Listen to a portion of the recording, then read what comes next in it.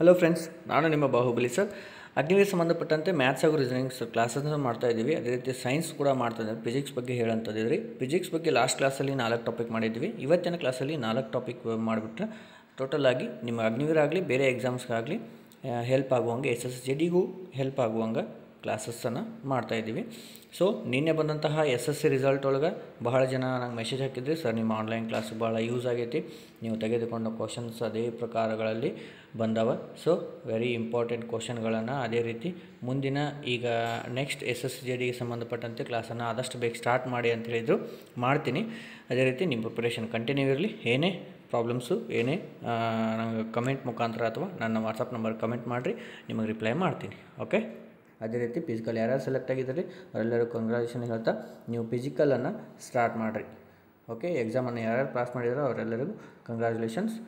Physical ದಯವಿಟ್ಟು ಏನು ಮಾಡಬೇಕು, ಪ್ರಾಕ್ಟೀಸ್ ಮಾಡಬೇಕು. Okay, done. ಓಕೆ, ಇವತ್ತಿನ ಕ್ಲಾಸಲ್ಲಿ ಯಾವ್ಯಾವ ಕ್ಲಾಸನ್ನು ಯಾವ್ಯಾವ ಟಾಪಿಕನ್ನು ನೋಡೋಣ ಅಂತಂದ್ರೆ, ಒಂದನೇದು ಅಲೆಗಳು ಮತ್ತು ಶಬ್ದ.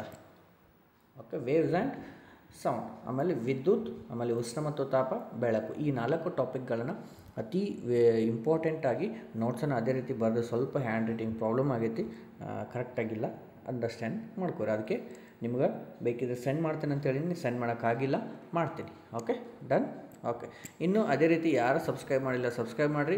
ಕೆಲವೇ ದಿನಗಳಲ್ಲಿ SSGD ಕ್ಲಾಸ್ ಕೂಡ ಸ್ಟಾರ್ಟ್ ಮಾಡ್ತೀನಿ.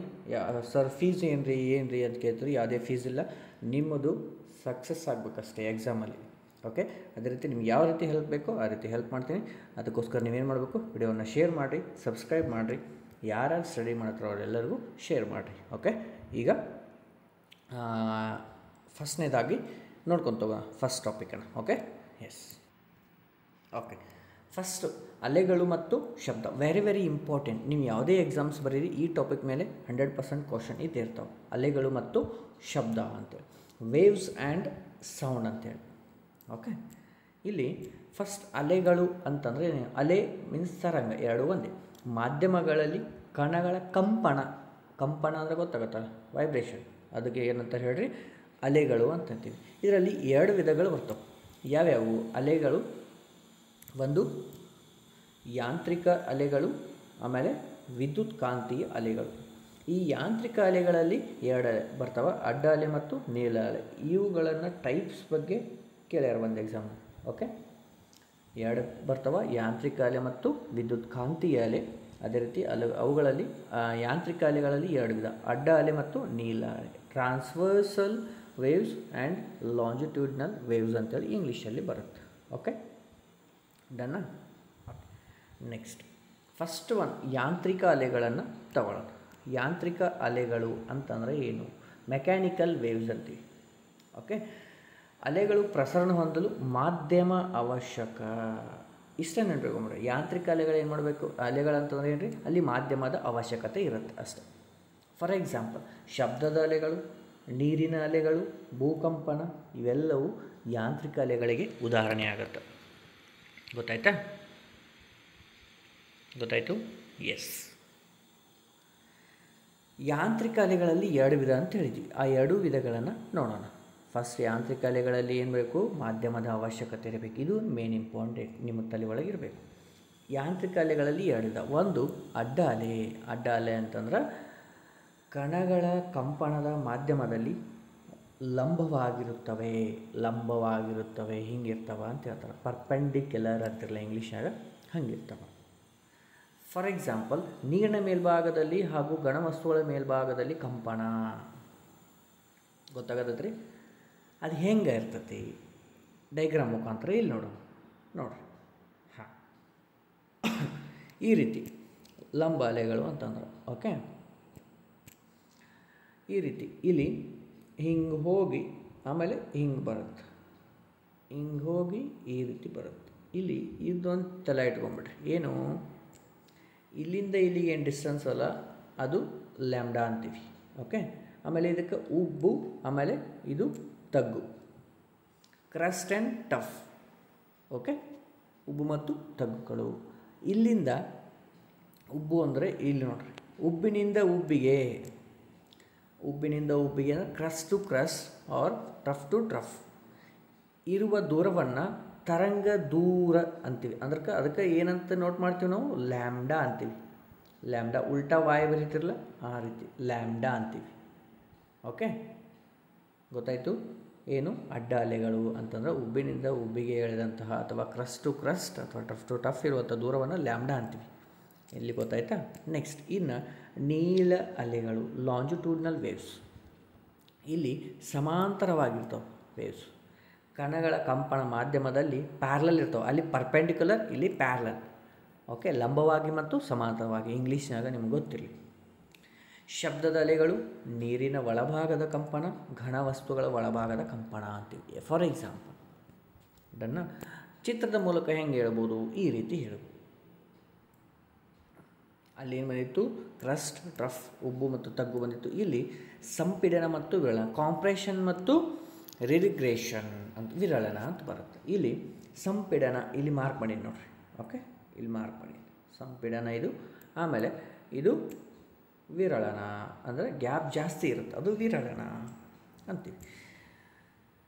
Compress to compressed or rarefaction to rarefaction ಇರುವ ದೂರವನ್ನು ಲ್ಯಾಂಬ್ಡಾ, ತರಂಗ ದೂರ ಅಂತೀವಿ. ಇಲ್ಲಿ ಸಂಪೀಡ, ವಿರಳದಿಂದ ವಿಳನ. ಗೊತ್ತಾಯ್ತಾ. ಅಡ್ಡ ಅಲೆ ಮತ್ತು ನೀಳ ಅಲೆಗಳು.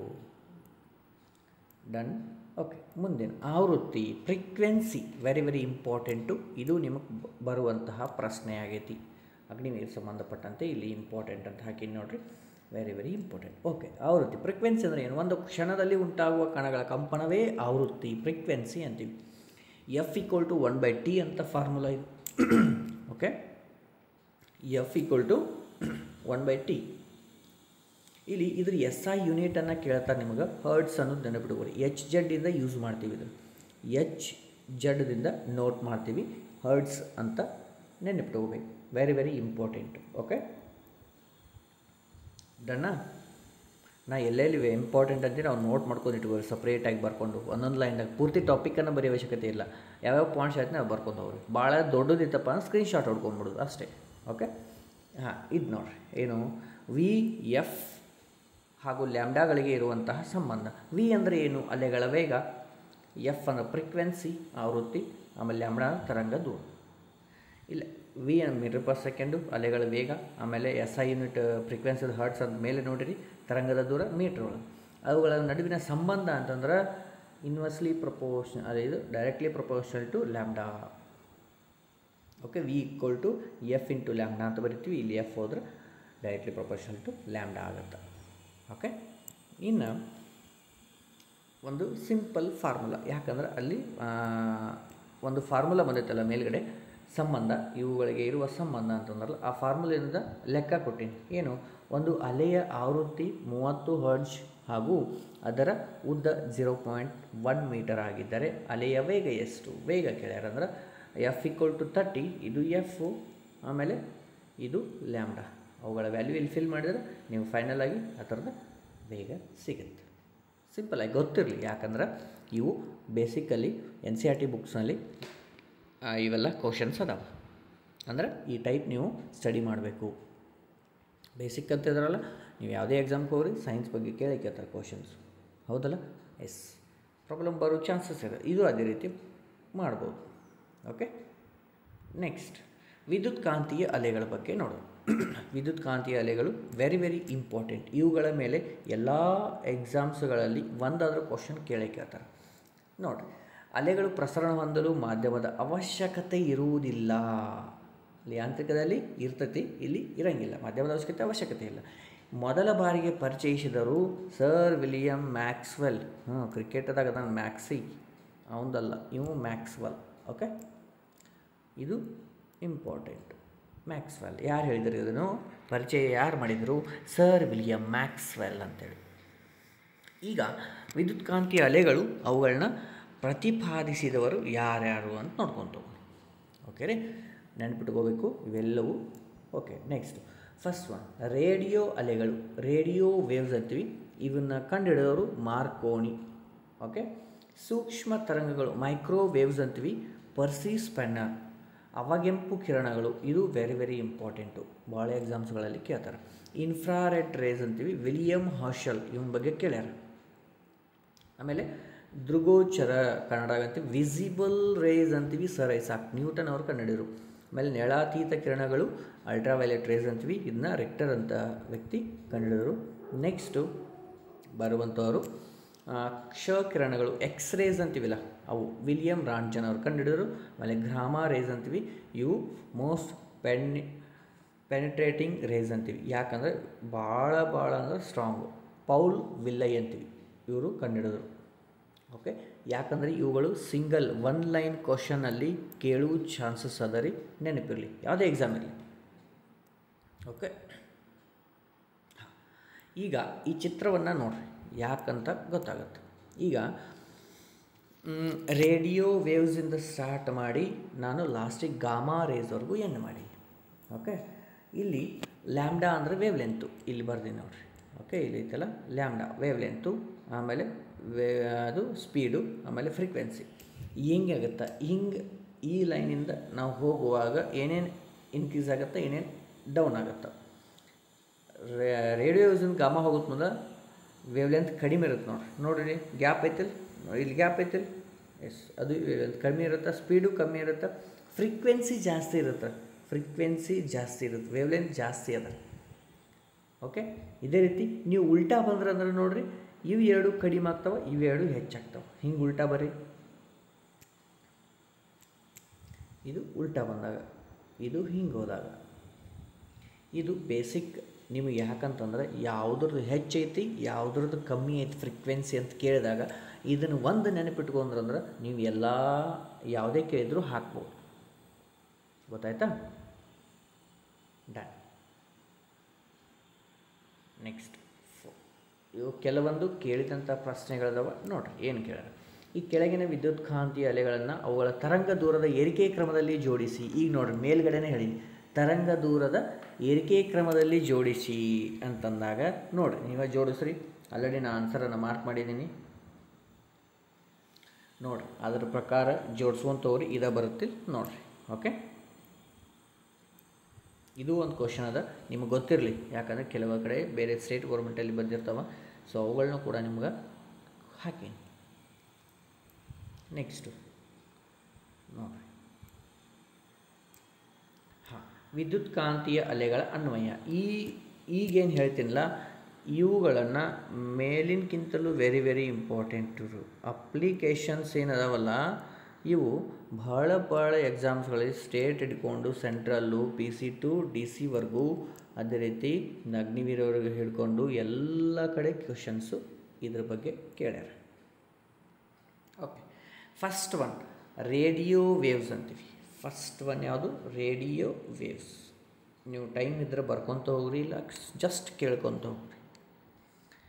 ಏನದ ರೀ ರೇಡಿಯೋ ವೇವ್ಸ್ ಅಂದಾಗ ನಾವು ಫಸ್ಟಿಗೆ ಅದನ್ನ ನೋಡಿಕೊಂಡು ರೇಡಿಯೋ ಮತ್ತು ಟಿ ವಿಗಳಲ್ಲಿ ಬಳಕೆ, ಹೌದಾ? ರೇಡಿಯೋಗಳನ್ನು ನಾವು ರೇಡಿಯೋ ಮತ್ತು ಟಿ ವಿಗಳಲ್ಲಿ ಬಳಕೆ ಮಾಡ್ತೀವಿ, ವಾಕಿ ಟಾಕಿಗಳಲ್ಲಿ ಬಳಕೆ ಮಾಡ್ತೀವಿ.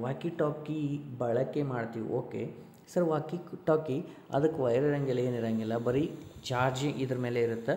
ಅದು ಎಷ್ಟು ಕಿಲೋಮೀಟ್ರ್ವರೆಗೂ ಇರುತ್ತೆ ಅಂದರೆ 9 to 15 ಕಿಲೋಮೀಟರ್ ರೇಂಜ್ ಇರುತ್ತೆ, ಗೊತ್ತಿರಲಿ ವಾಕಿ ಟಾಕಿ. ಆಮೇಲೆ ರೆಡಾರ್ಗಳಲ್ಲಿ ಯೂಸ್ ಮಾಡ್ತೀವಿ ರೇಡಿಯೋ ವೇವ್ಸನ್ನು. ಆಮೇಲೆ ವಾಹನಗಳ ವೇಗವನ್ನು ಪತ್ತೆ ಹಚ್ಚಲು ಮತ್ತು ಆಕಾಶಗಳಲ್ಲಿ ಹಾರಾಡುವ ವಸ್ತುಗಳನ್ನು ಪತ್ತೆ ಹಚ್ಚಲು. ಈಗ ರೆಡಾರ್ ಅಂತ ನಾನು ಹಿಂದ್ಗಡೆ ಕ್ಲಾಸಲ್ಲಿ ಹೇಳೀನಿ, ರೆಡಾರನ್ನು ರೇಡಿಯೋ ಡಿಟೆಕ್ಷನ್ ಆ್ಯಂಡ್ ರೇಂಜಿಂಗ್, ಇದು ಗೊತ್ತಿರಬೇಕು. ಇದನ್ನು ಕೂಡ ವಿಸ್ತೃತ ರೂಪಗಳಲ್ಲಿ ನಿಮಗೆ ಕ್ವಶನ್ ಅರೈಸ್ ಆಗಿದೆ. ಇದು ರೇಡಿಯೋ ಅಲೆಗಳ ಅವುಗಳ ಅನ್ವಯಗಳು. ಓಕೆ, ನೆಕ್ಸ್ಟು ಸೆಕೆಂಡ್ ಒನ್ ಸೂಕ್ಷ್ಮ ತರಂಗಗಳು ಅಂತೀವಿ. ಸೂಕ್ಷ್ಮ ತರಂಗಗಳು ಇವುಗಳನ್ನ ನೋಡೋದ್ರ ಫಸ್ಟಾಗಿ ಇವುಗಳನ್ನ ಎಲ್ಲೆಲ್ಲಿ ಯೂಸ್ ಮಾಡ್ತೀವಿ ಅನ್ನೋದನ್ನು ನೋಡಿರಿ. ಫಸ್ಟ್ ಮೊಬೈಲ್ಗಳಲ್ಲಿ ಹಾಗೂ ಕಂಪ್ಯೂಟರ್ಗಳಲ್ಲಿ.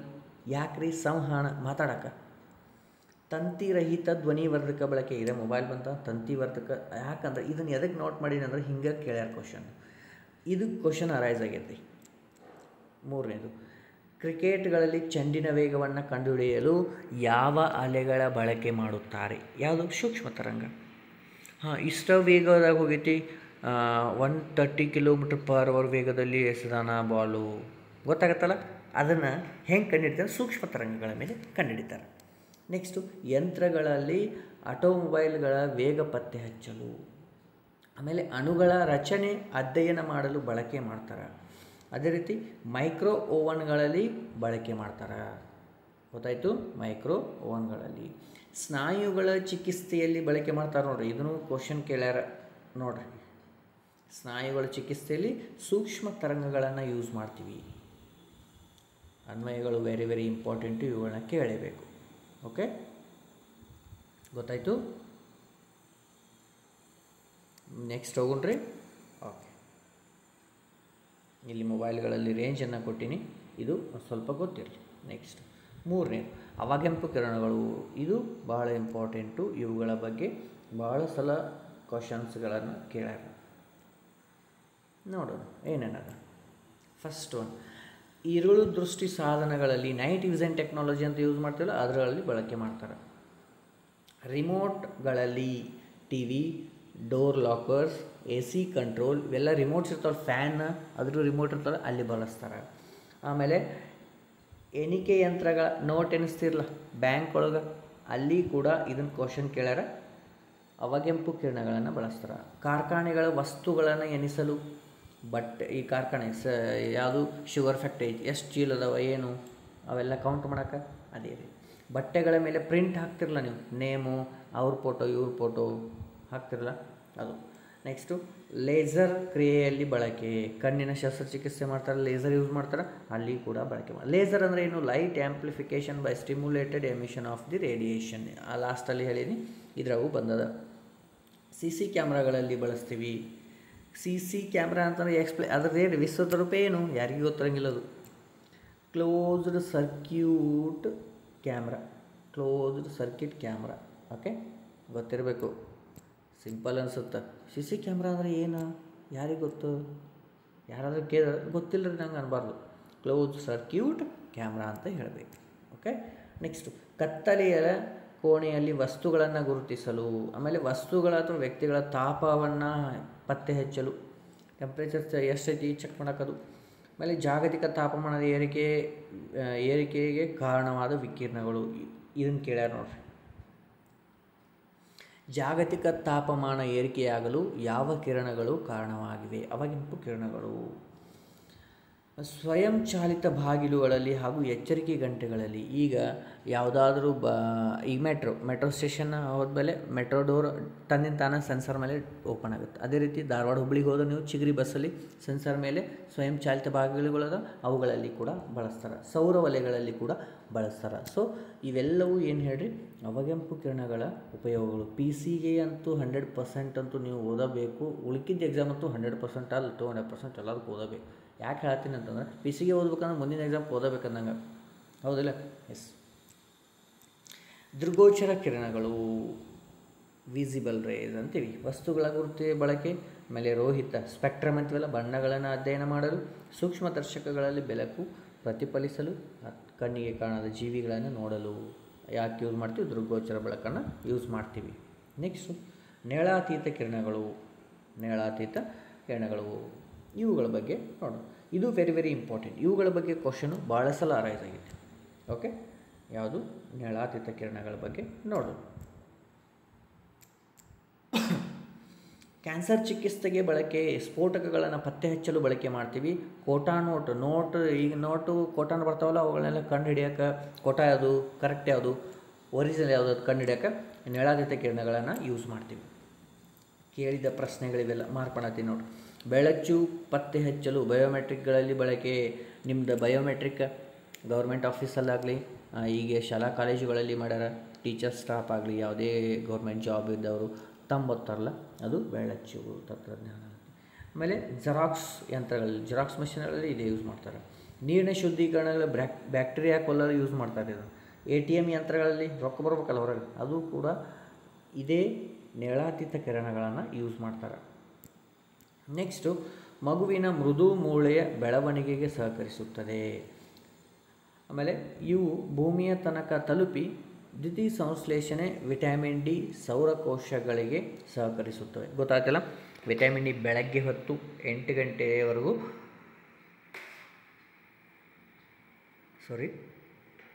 ಬೆಳಗ್ಗೆ 8 ಗಂಟೆವರೆಗೂ ನೀವು ವಿಟಮಿನ್ ಡಿ ದೊರೀತದೆ ಸೂರ್ಯನ ಬೆಳಕಿಗೆ ನಿಂತಾರೆ. ಅದೇ ಜಾಸ್ತಿ ಆದಂಗೆ ಯು ವಿ ರೇಸ್ ಸ್ಟಾರ್ಟ್ ಆಗುತ್ತೆ. U V A rays, U V A ಕಿರಣಗಳು ಎದಕ್ಕೆ ಹೆಲ್ಪ್ ಮಾಡ್ತವೆ? ಭೂಮಿ ತಲುಪಿ ವಿದ್ಯುತ್ ಸಂಶ್ಲೇಷಣೆ, ವಿಟಮಿನ್ ಡಿ, ಸೌರಕೋಶಗಳ ಸಂಸ್ಕರಣೆ. ಯು ವಿ ರೇಸ್ ಬಿ ಕಿರಣಗಳು ಓಜೋನ್ ಪದರವನ್ನು ಹೀರಲ್ಪಡುತ್ತವೆ. ಇವು ನಾಶ ಮಾಡ್ತವೆ ಓಜೋನನ್ನು. ಯಾವುವು? U V B. U V A, U V B ಎರಡು ಬರ್ತವೆ. ಕೆಲವ್ರಿಗೆ ಗೊತ್ತಿರಂಗಿಲ್ಲ, ಗೊತ್ತಿರಲಿ. U V A, U V B ಕಿರಣಗಳು. ಯು ವಿ ಎ ಕಿರಣಗಳು ಯೂಸ್ಫುಲ್ಲು, ಯು ವಿ ಬಿ ಭಾಳ ಡೇಂಜರ್ಸು. Okay, done. ನೆಕ್ಸ್ಟ್ ಅದೇ ರೀತಿ ಕ್ಷ ಕಿರಣಗಳು, ಎಕ್ಸ್ರೇಸ್ ಅಂತೀವಲ್ಲ, ಅವುಗಳ ಬಗ್ಗೆ ನೋಡೋಣ. ಕ್ಷ ಕಿರಣ ದೇಹದಲ್ಲಿ ಮುರಿದ ಮೂಳೆ, ಬುಲೆಟ್, ನಾಣ್ಯಗಳನ್ನು ಪತ್ತೆ ಹಚ್ಚಲು ಬಳಕೆ. ಕೇಳ್ಯಾರ ಕ್ವಶನ್. ಕ್ಷ ಕಿರಣಗಳ ಮೂಳೆ ಹಾಗೂ ಲೋಹಗಳ ಮೂಲಕ ಹಾದು ಹೋಗುವುದಿಲ್ಲ. ಇದು ನೆನಪಿರಲೇ, ವೆರಿ ವೆರಿ ಇಂಪಾರ್ಟೆಂಟು. ಇವು ಮೂಳೆ ಮತ್ತು ಲೋಹಗಳ ಮೂಲಕ ಹಾದು ಹೋಗುವುದಿಲ್ಲ.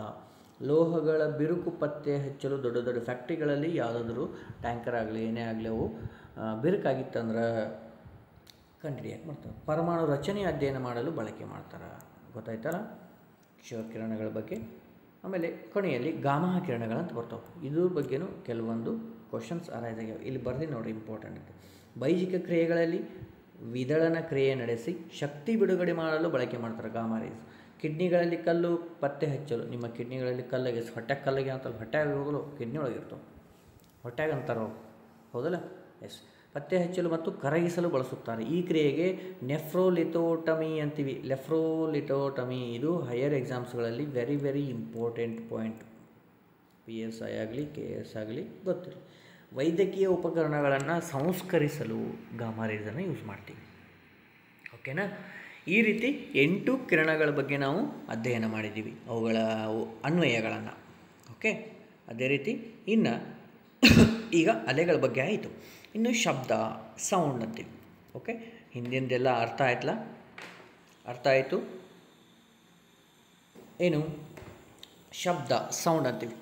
ಶಬ್ದ ಪ್ರಸರಣವಾಗಲು ನಮಗೆ ಮಾಧ್ಯಮದ ಅವಶ್ಯಕತೆ ಇದೆ ಅಂತೀವಿ.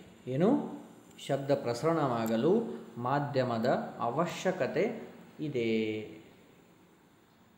ಓಕೆ, ಶಬ್ದದ ಅಲೆಗಳು ಮಾಧ್ಯಮದಲ್ಲಿ ನೀಳ ಅಲೆಗಳಂತೆ ವರ್ತಿಸುತ್ತವೆ. ನೀಳ ಅಂತಂದ್ರೆ ಲಾಂಜಿಟ್ಯೂಡಿನಲ್ ವೇವ್ಸ್. ಹಿಂದೆ ನಾವು ನೋಡ್ಕೊಂಬಂದಿವಿ ಟಾಪಿಕ್ನಾಗ. ಅದ ಮುಂದೆ ರಿಲೇಟ್ ಆಗುತ್ತೆ. ರಿಲೇಟೆಡ್ ಅದಾವ, ಎಲ್ಲ ಏನೇ ಹೇಳಿದ್ರು ರಿಲೇಟ್ ಆಗಿ ತೊಗೊಂಡಿರ್ತೀವಿ.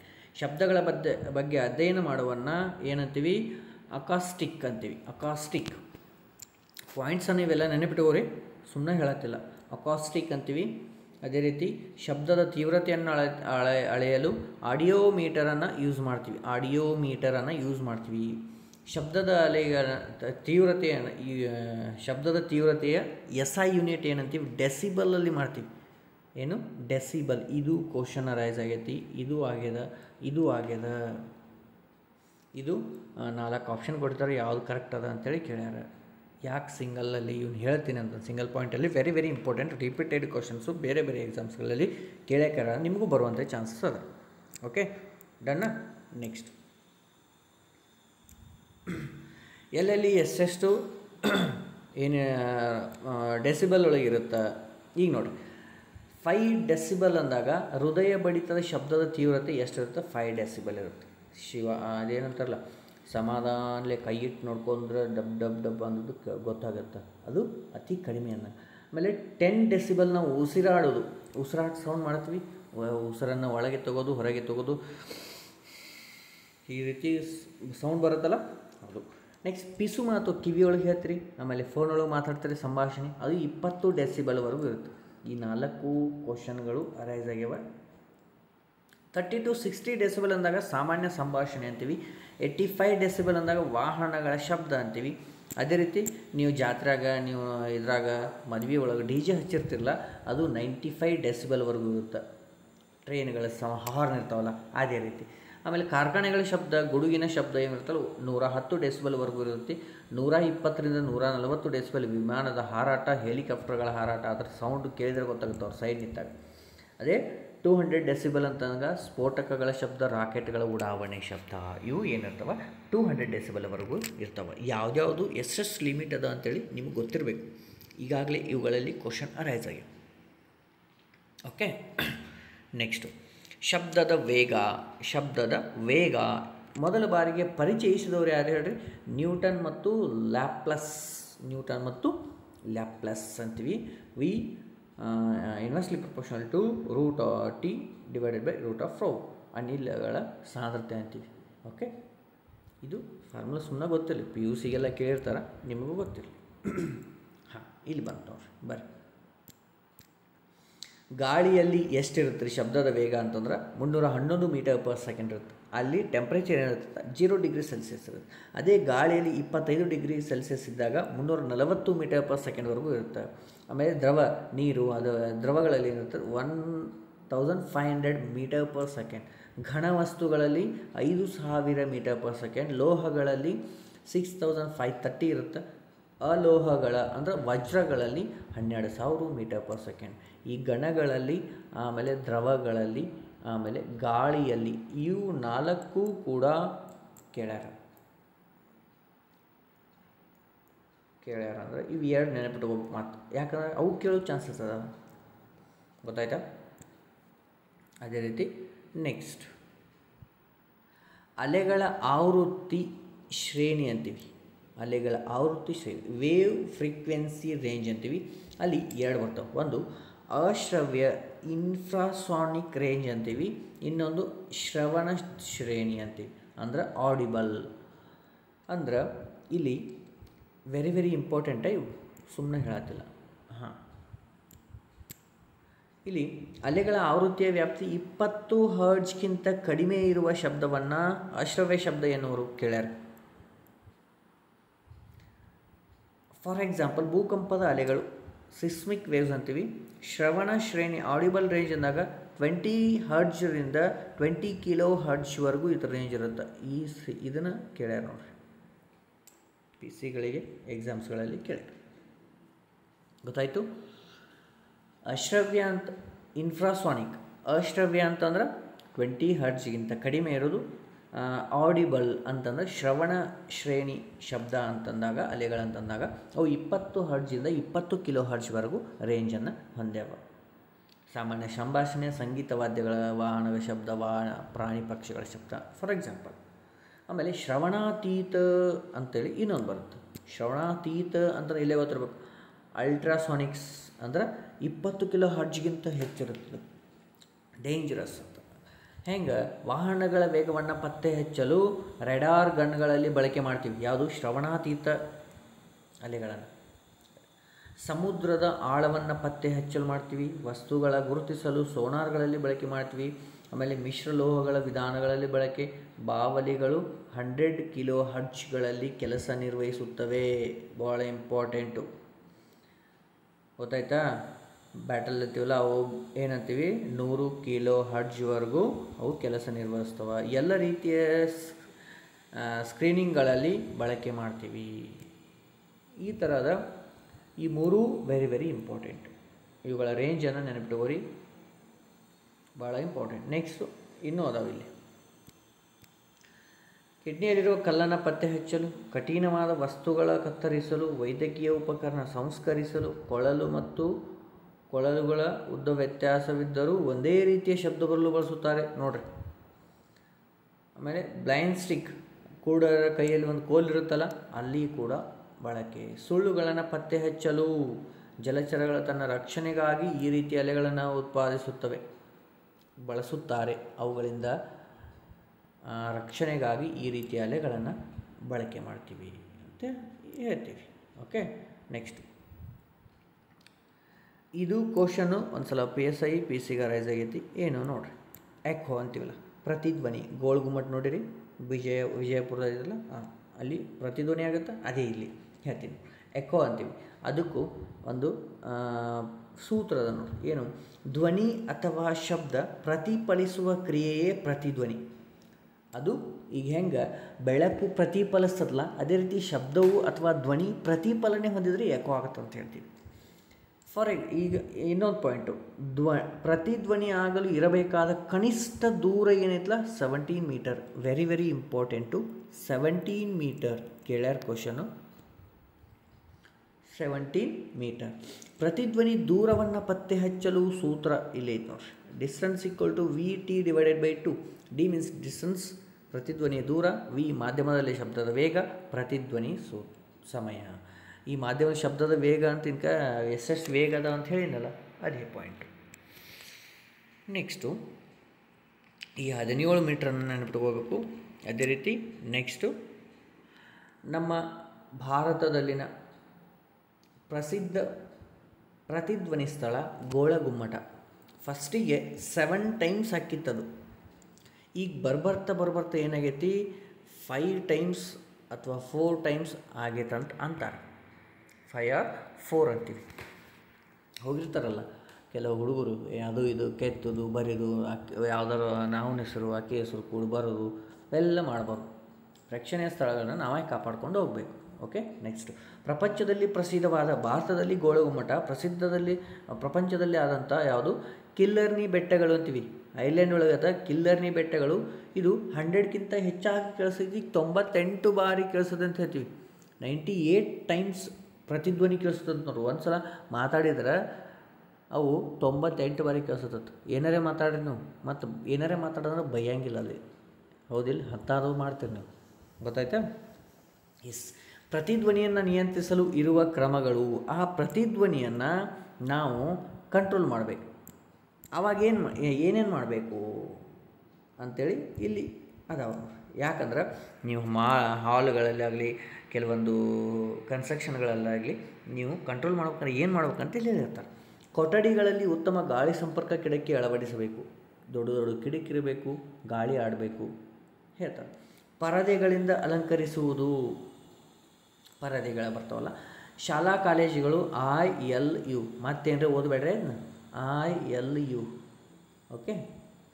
ಆಕಾರದಲ್ಲಿ ನಿರ್ಮಿಸಬೇಕು. ಸಿವಿಲಲ್ಲಿ ಅವುಗಳ ಈಗ ಯಾವುದೇ ನೀವು ಸ್ಕೂಲ್ ಆಗಲಿ, ಕಾಲೇಜಸ್ ಆಗಲಿ ನೀವು ನೋಡಿರಿ, ಎಲ್ ಆಕಾರದಾಗ್ರೆ ಇರ್ತಾವೆ, ಹೌದಾ?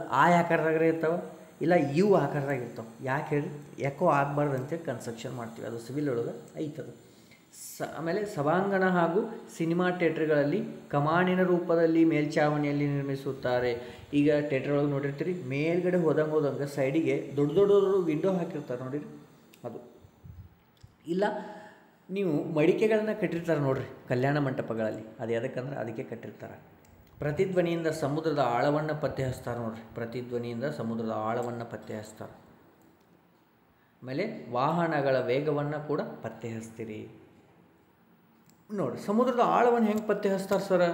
ನಂಗೆ ಗೊತ್ತಾಗೋಲ್ದಲ್ರಿ. ನೋಡಿ, ಸಮುದ್ರದ ಆಳದಿಂದ ಶ್ರವಣಾತೀತ ಅಲೆಗಳು 4 ಸೆಕೆಂಡುಗಳಲ್ಲಿ ಪ್ರತಿಫಲಿಸಿದರೆ ಹಾಗಾದರೆ ಸಮುದ್ರದ ಆಳ ಎಷ್ಟು? ನೀರಿನಲ್ಲಿ ಶಬ್ದದ ವೇಗ ಎಷ್ಟದ ರೀ? 15 ಮೀಟರ್/ಸೆಕೆಂಡ್ ಅದ. ಅದನ್ನು ಫಾರ್ಮುಲಾ ಒಳಗೆ ಹಾಕಿದ್ದೀವಿ ನಾವು. D = VT / 2. ಅದು 1500 / 2 ಐತಿ. 2 1 2 15 ಎಷ್ಟು? 30. 300 ಮೀಟರ್ ಅಂತಂದ್ರೆ 3 ಕಿಲೋಮೀಟರ್ ಅದ. ಅಂದ್ರೆ ಆ ಸಮುದ್ರದ ಆಳ ಹಡಗಿನಿಂದ ಎಷ್ಟು ಆಳ ಅದ ಅಂತಂದ್ರೆ 3 ಕಿಲೋಮೀಟರ್ ಅದ. ಇಲ್ಲಿ ಚಿತ್ರ ತೆಗೆದು ತೋರಿಸಿ ನೋಡ್ರಿ. ಗೊತ್ತಿರಬೇಕಾ ಈ ತರಹದ ಲೆಕ್ಕಗಳು? ಹೈಯರ್ ಎಕ್ಸಾಮ್ಸ್ಗಳಲ್ಲಿ ಕೇಳ್ತಾರೆ. ಓಕೆ. ನೆಕ್ಸ್ಟ್ ತಗೊಂಡ್ರಿ. ಇದು ಕೂಡ ಅದೇ ರೀತಿಯಾದ ನೀವು ಮಾಡ್ಬೋದು ನೋಡಿರಿ. ನೆಕ್ಸ್ಟ್ ಡಾಪ್ಲರ್ ಪರಿಣಾಮ ಅಂತೀವಿ. ಡಾಪ್ಲರ್ ಪರಿಣಾಮ ಡಾಪ್ಲರ್ ಎಫೆಕ್ಟ್ ಅಂತೀವಿ. ಇದು ಏನು? ಇದರ ಅನ್ವಯಗಳೇನು ಅಂತೀವಿ ನೋಡಿರಿ. ಡಾಪ್ಲರ್ ಪರಿಣಾಮ ಅಂತಂದ್ರೆ ಮಾಧ್ಯಮಗಳ ಕೇಳುವ ಹಾಗೂ ಶಬ್ದದ ಆಕಾರದ ಚಲನೆಯಿಂದಾಗಿ. ಓಕೆ. ಮಾಧ್ಯಮ ಕೇಳುವ ಹಾಗೂ ಶಬ್ದದ ಆಕಾರದ ಚಲನೆಯಿಂದಾಗಿ ಶಬ್ದ ವ್ಯತ್ಯಾಸಗೊಳ್ಳುವ ಪರಿಣಾಮವೇ ಡಾಪ್ಲರ್ ಪರಿಣಾಮ. ಇದು ನಿಮಗೆ ಸೆಂಟೆನ್ಸ್ ಅಂತೂ ಅರ್ಥ ಆಗಲ್ಲ, ಸುಮ್ಮನೆ ಬಿಟ್ಬಿಡ್ರಿ. ಡಾಪ್ಲರ್ ಪರಿಣಾಮ ಎಲ್ಲೆಲ್ಲಿ ಅನ್ವಯಗಳಾಗ್ತಾವೆ ಅದನ್ನಷ್ಟು ನೆನಪಿಟ್ಕೊಂಡ್ಬಿಡ್ರಿ. ಏನೇನು ಹೇಳ್ರಿ? ಎಲ್ಲೆಲ್ಲಿ ಅನ್ವಯ ಆಗ್ತತಿ ಅದನ್ನಷ್ಟು ನೆನಪಿಟ್ಕೊಂಡ್ಬಿಡ್ರಿ. ಭಾಳ ಇಂಪಾರ್ಟೆಂಟು. ಮತ್ತು ಅದರ ಪರಿಣಾಮಗಳದಾವ, ಅದು ಹೇಳ್ತೀನಿ. ಫಸ್ಟು ಅನ್ವಯಗಳು, ಅಪ್ಲಿಕೇಶನ್ಸ್ ಅಂತೀವಿ. ಏನೇನು ನೋಡ್ರಿ. ಫಸ್ಟ್ ಒನ್, ವಾಹನಗಳ ವೇಗವನ್ನು ಪತ್ತೆ ಹಚ್ಚಲು, ನಕ್ಷತ್ರ ಪುಂಜ ಹಾಗೂ ಗ್ಯಾಲಕ್ಸಿಗಳ ಚಲನೆಯನ್ನು ಪತ್ತೆ ಹಚ್ಚಲು, ಭೂಮಿಯಿಂದ ದೂರಕ್ಕಿರುವ ನಕ್ಷತ್ರಗಳನ್ನು ಪತ್ತೆ ಹಚ್ಚಲು, ಭೂಮಿಯಿಂದ ದೂರಕ್ಕಿರುವ ನಕ್ಷತ್ರಗಳು ಕೆಂಪು ಬಣ್ಣ ತೋರುತ್ತಿದ್ದರೆ ಗೊತ್ತಾಗತೈತಿ. ಕೆಂಪು ಬಣ್ಣ ತೋರುತ್ತಿದ್ದರೆ ಕೆಂಪು ಪಲ್ಲಟ ಅಂತೀವಿ. ಅದೇ ರೀತಿ ದೂರಕ್ಕಿರುವ ದೂರದಲ್ಲಿರುವಂಥವು ನೆನಪಿರಲಿ, ದೂರಕ್ಕಿರುವ. ಸಮೀಪ ಇರುವಂಥವು ನೀಲಿ ಬಣ್ಣ ತೋರ್ತವೆ. ನೀವು ಆಕಾಶದಲ್ಲಿ ಯಾವುದೋ ನಕ್ಷತ್ರ ಕೆಂಪು ಕಾಣುತ್ತೆ, ಭಾಳ ದೂರ ಐತೆ ಅಂತಿತ್ತು ಅರ್ಥ, ಅದಕ್ಕೆ ಕೆಂಪು ಪಲ್ಲಟನ ಅಂತೀವಿ. ನೀವು ಒಂದು ವೇಳೆ ನೀಲಿ ಕಾಣದಿತ್ತಂದ್ರೆ ಅದು ನಮಗೆ ಸಮೀಪದ ಭೂಮಿಗೆ, ಅದಕ್ಕೆ ನೀಲಿ ಪಲ್ಲಟ ಅಂತೀವಿ. ಗೊತ್ತಾಯಿತು? ದೂರ ಇರೋದು ಕೆಂಪಾಗಿ ಕಾಣ್ತಾವೆ, ಸಮೀಪ ಇರೋದು ನೀಲಿ ಯಾಕೆ ಕಾಣ್ತಾವೆ, ಅಷ್ಟು ನೆನಪಿಟ್ಕೊಂಬಿಡ್ರಿ. ಓಕೆ, ಪರಿಣಾಮಗಳೇನೇನು ನೋಡಿರಿ. ಈಗ ಒಂದು ಆಂಬುಲೆನ್ಸ್ ಅದ. ಓಕೆ, ಆಂಬುಲೆನ್ಸು ಧ್ವನಿಸುತ್ತ ಸ್ಥಿರ ವ್ಯಕ್ತಿಯ ಕಡೆಗೆ ಚಲಿಸಿದರೆ ಅದ ಸೌಂಡ್ ಮಾಡ್ಕೊತ ನನ್ನ ವ್ಯಕ್ತಿ ಕಡೆ ನೀವು ನಿಂತಲ್ಲಿ ಬಂತಂದ್ರೆ ಹೆಚ್ಚು ಹಾಕೋಂತ ಬರುತ್ತೆ, ದೂರಿಂದ ಬರ್ತಿರ್ತೈತಿ. ಈಗ ಆಂಬುಲೆನ್ಸ್ ಅದು ಬರೋ ನಿಮ್ಮ ಸಮೀಪ ಬಂದಂಗೆ ಹೆಚ್ಚಾಕತಿ. ಎಸ್, ಅದು ಪರಿಣಾಮಕ್ಕೆ, ಇದು ಪರಿಣಾಮ. ನಿಮಗೆ ಏನೇನು ಅಪ್ಲಿಕೇಶನ್ ಅಂತೀವಲ್ಲ, ನಿಮಗೆ ಹೆಂಗೆ ಎಫೆಕ್ಟ್ ಆಗೋದಂತ ಅದು ಗೊತ್ತಾಗತ್ತೆ. ಅದೇ ರೀತಿ ಆಂಬುಲೆನ್ಸ್ ಧ್ವನಿಸುತ್ತ ಸ್ಥಿರ ವ್ಯಕ್ತಿಯ ಕಡೆಯಿಂದ ದೂರಕ್ಕೆ ಚಲಿಸಿದರೆ ಶಬ್ದ ಕಡಿಮೆ ಹಾಕುವಂತ ಹೋಗ್ತೈತಿ. ಯಾವುದೇ ಒಂದು ಗಾಡಿ ನಿಮ್ಮ ಸಮೀಪ ಬಂದಾಗ ಸೌಂಡ್ ಹೆಚ್ಚಾಕತ್ತೆ, ದೂರ ಹೋದಾಗ ಕಮ್ಮಿ ಆಗುತ್ತೆ. ಅದೇ ಎಫೆಕ್ಟ್ ಇದು. ಓಕೆ, ಅದೇ ರೀತಿ ಆಂಬುಲೆನ್ಸ್ ಮತ್ತು ಒಂದೇ ನಿಮಿಷ, ಆಂಬುಲೆನ್ಸ್ ಮತ್ತು ವ್ಯಕ್ತಿ ಒಂದೇ ದಿಕ್ಕಿನಲ್ಲಿ ಸ್ಥಿರವಾಗಿ ಚಲಿಸಿದರೆ ವ್ಯಕ್ತಿ ಶಬ್ದ ಸ್ಥಿರವಾಗಿ ಹೇಳುತ್ತವೆ. ನೀನು ಅಥವಾ ಬೆನ್ನು ಹತ್ತ ಹೊಂಟಿದ್ದೆತ್ತಿಕೋರಿ, ಅವಾಗ ಸೇಮ್ ಇರುತ್ತೆ. ಅದೇ ರೀತಿ ವ್ಯಕ್ತಿ ಹಾಗೂ ಆಂಬುಲೆನ್ಸ್ ಮುಖಾಮುಖಿ ಚಲಿಸುತ್ತಿದ್ದರೆ ಅಪೋಸಿಟ್, ಶಬ್ದವು ಹೆಚ್ಚಾದಂತೆ ಅನಿಸುತ್ತೆ ಅಷ್ಟೇ. ನೀವು ಬೈಕ್ ಮೇಲೆ ಸ್ಪೀಡಾಗಿ ಹೊಂಟಿರ್ತೀರಿ, ನೀವು ಇದ್ರಿಗೆ ಪಟ್ನ ಆಂಬುಲೆನ್ಸ್ ಪಾಸ್ ಆದ್ರೆ ಪಟ್ನ ಹೆಚ್ಚಾಗಿರ್ತೈತಿಲ್ಲ, ಅದೇ ರೀತಿ ನೋಡಿರಿ. ವಿರೋಧ ದಿಕ್ಕಿನಲ್ಲಿ ಹೊಂಟಿದ್ರೆ ವ್ಯಕ್ತಿಯ ಶಬ್ದ ಕಡಿಮೆ ಆದಂತ ಅನಿಸುತ್ತೆ ಅಷ್ಟೇ. ಓಕೆ, ಇದು ಪರಿಣಾಮಗಳು. ಯಾಕಂದ್ರೆ ನಿಮಗೆ ಗೊತ್ತಿರಬೇಕು. ಸಿಂಪಲ್ 7th ಅಥವಾ 5th 6th ಕ್ಲಾಸಲ್ಲಿ ಹೇಳಿರ್ತಾರೆ, ಅಲ್ಲಿನೂ ನೆಟ್ ಓದಿರಾಗಿಲ್ಲ. ಟಿಂಡಾಲ್ ಪರಿಣಾಮ ಅಂತ ಬರುತ್ತೆ. ಏನು ಹೇಳ್ರಿ? ಟಿಂಡಾಲ್ ಪರಿಣಾಮ ಇದು ಗೊತ್ತಿರಿ. ಏನು? ರಶ್ಮಿ ದಂಡ ಅಂತೀವಿ. ಎಲ್ಲಿ? ಚಿತ್ರಮಂದಿರದಲ್ಲಿ. ಈಗ ನೀವು ಫಿಲ್ಮ್ ನೋಡೋಕೆ ಹೋಗಿರ್ತೀರಿ. ಓಕೆ, ಫಿಲ್ಮ್ ನೋಡೋಕೆ ಹೋದಾಗ ಇಲ್ಲಿ ನೀವೆಲ್ಲ ಇದೊಂದು ಹಾಲ್ ಇದು. ಓಕೆ, ಇದೊಂದು ಹಾಲ್ ಇರುತ್ತೆ. ಆದ್ರೆ ಇಲ್ಲಿ ಪ್ರೊಜೆಕ್ಟರ್ ಇರುತ್ತೆ. ಇಲ್ಲಿ ಏನಿರುತ್ತೆ ರೀ?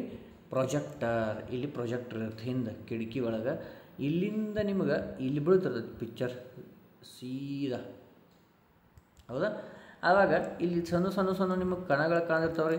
ಗಾಳಿ ಬೆಳಕಿನೊಳಗೆ ಸಣ್ಣ ಹಿಂಗೆ ಲೈಟ್ ಕಾಣಿರ್ತಾವಿಲ್ಲ ರೀ, ಅಂದ್ರೆ ಧೂಳಿನ ಕಣಗಳು ಕಾಣ್ತಿರ್ತಾವಲ್ಲ, ಅದು ರಶ್ಮಿ ದಂಡ ಅಂತೀವಿ. ಅಂದರೆ ಬೆಳಕಿನ ಕಿರಣದ ಗುಚ್ಛವನ್ನು ಚೆನ್ನಾಗಿ ಕಾಣುವುದಕ್ಕೆ ಟಿಂಡಾಲ್ ಪರಿಣಾಮ ಅಂತೀವಿ. ಅದು ಕಾರಣ. ಟಿಂಡಾಲ್ ಪರಿಣಾಮ ಕಾರಣ ಅಂತೀವಿ. ಗೊತ್ತಾಯ್ತಾ? ಮನೆಯಲ್ಲಿ ಬೆಳಕಿನ ಕಿಂಡಿ, ನೀವು ಮೇಲ್ಗಡೆ ಹಳಿ ಮನೆ ಇದ್ದರೆ ಬೆಳಕಿನ ಕಿಂಡಿಗಳನ್ನು ಬಿಟ್ಟಿರ್ತಾರೆ. ಅಲ್ಲಿಂದ ಬೆಳಕು ಬಿದ್ದಾಗ ಅದು ಬೆಳಕು ಬಿದ್ದಂಗೆ ಅಲ್ಲಿ ಧೂಳಿನ ಕಣಗಳು ಓಡಾಡ್ತಿರ್ತಲ್ಲ, ಅದು ಟಿಂಡಾಲ್ ಪರಿಣಾಮ. ಅಂಡರ್ಸ್ಟ್ಯಾಂಡ್ ಆಯ್ತಾ? ಓಕೆ, ಮುಂದೆ ಇದು ಅಲೆ ಮತ್ತು ಶಬ್ದಗಳ ಸಂಬಂಧಪಟ್ಟಂತೆ. ಇನ್ನು ಸ್ವಲ್ಪ ನೋಟ್ ಅಂತ ಬರ್ದೀನಿ, ಇವುಗಳನ್ನ ನೋಡ್ಕೊಂಡು ಹೋಗ್ಬೇಕಷ್ಟೆ. ನೋಡಿರಿ, ಏನು 1 ಹರ್ಟ್ಜ್ ಅಂತಂದ್ರೆ ಒಂದು ತರಂಗ, 1 ಸೈಕಲ್ ಪರ್ ಸೆಕೆಂಡ್ ಅಂತೀವಿ. ಆಮೇಲೆ ತರಂಗ ವೇಗ ಅಂತಂದ್ರೆ ಆವೃತ್ತಿ ಇಂಟು ತರಂಗ ದೂರ.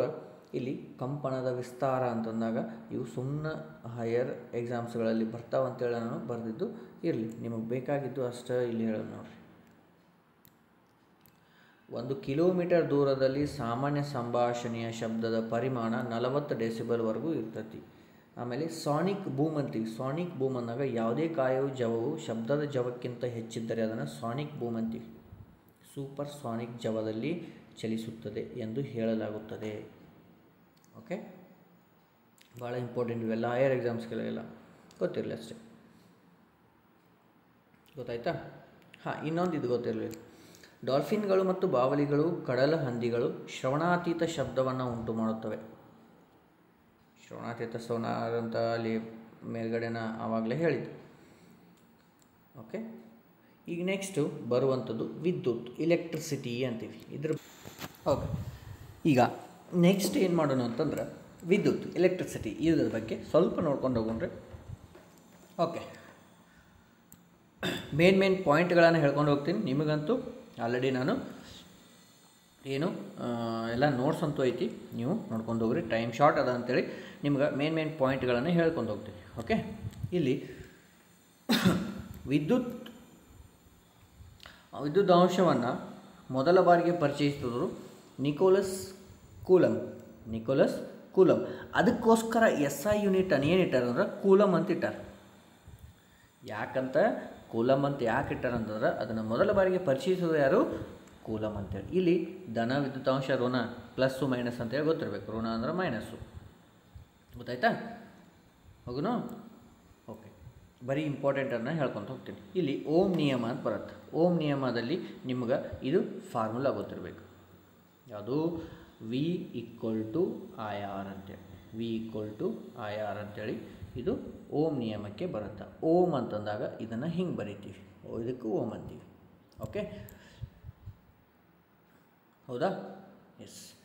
ಈಗ ವಿದ್ಯುತ್ ರೋಧ ಅಂತೀವಿ. ವಿದ್ಯುತ್ ರೋಧ ಇಲ್ಲಿ ಇದರ SI ಯೂನಿಟ್ ಅಂದರೆ ಓಮ್ ಅಂತೀವಿ. ನೋಡ್ರಿ, ಇಲ್ಲಿ SI ಯೂನಿಟ್ ಅಂದ್ರೆ ಓಮ್. ಇದರದ್ದು SI ಯೂನಿಟ್ ಗೊತ್ತಿರಬೇಕು. ಯಾವುದು? ವಿದ್ಯುತ್ ರೋಧದು ನಿಮಗೆ SI ಯೂನಿಟ್ ಏನಂತಂದ್ರೆ ಓಮ್ ಅಂತ ಹೇಳಬೇಕು. ಓಕೆ, ನಿಮಗೆ ಇಂಪಾರ್ಟೆಂಟ್ ಪಾಯಿಂಟ್ಸ್ನ ಹೇಳ್ಕೊಂಡು ಹೊಂಟೀನಿ, ಅಗ್ನಿವೀರಿಗೆ ಸಂಬಂಧಪಟ್ಟಂತೆ ಆಗಲಿ. ಓಕೆ, ಬೇರೆ ಎಕ್ಸಾಮ್ಸ್ ಆಗಲಿ ನೀವೆಲ್ಲ ನೋಟ್ಸನ್ನು ಇದನ್ನು ಪ್ರಿಪೇರ್ ಮಾಡ್ಕೊತ ಹೋಗ್ರಿ. ಹಾಂ, ಈ ಥರ ನೀವು ಯಾವುದಾದ್ರೂ ಒಂದು ಹಳೆ ನಿಮ್ಮದು ಯಾವುದಾದ್ರು ಐಪಾಡು ಏನೋ ಇದ್ದಾಗ ಅದನ್ನು ಒಡೆದ್ರಂದ್ರೆ ಈ ಥರ ಒಂದು ನಿಮಗೆ ಸಿಗ್ತಿತ್ತು. ನೋಡಿರಿ, ಯಾರು ನೋಡಿದರೆ ಗೊತ್ತಾಗುತ್ತೆ.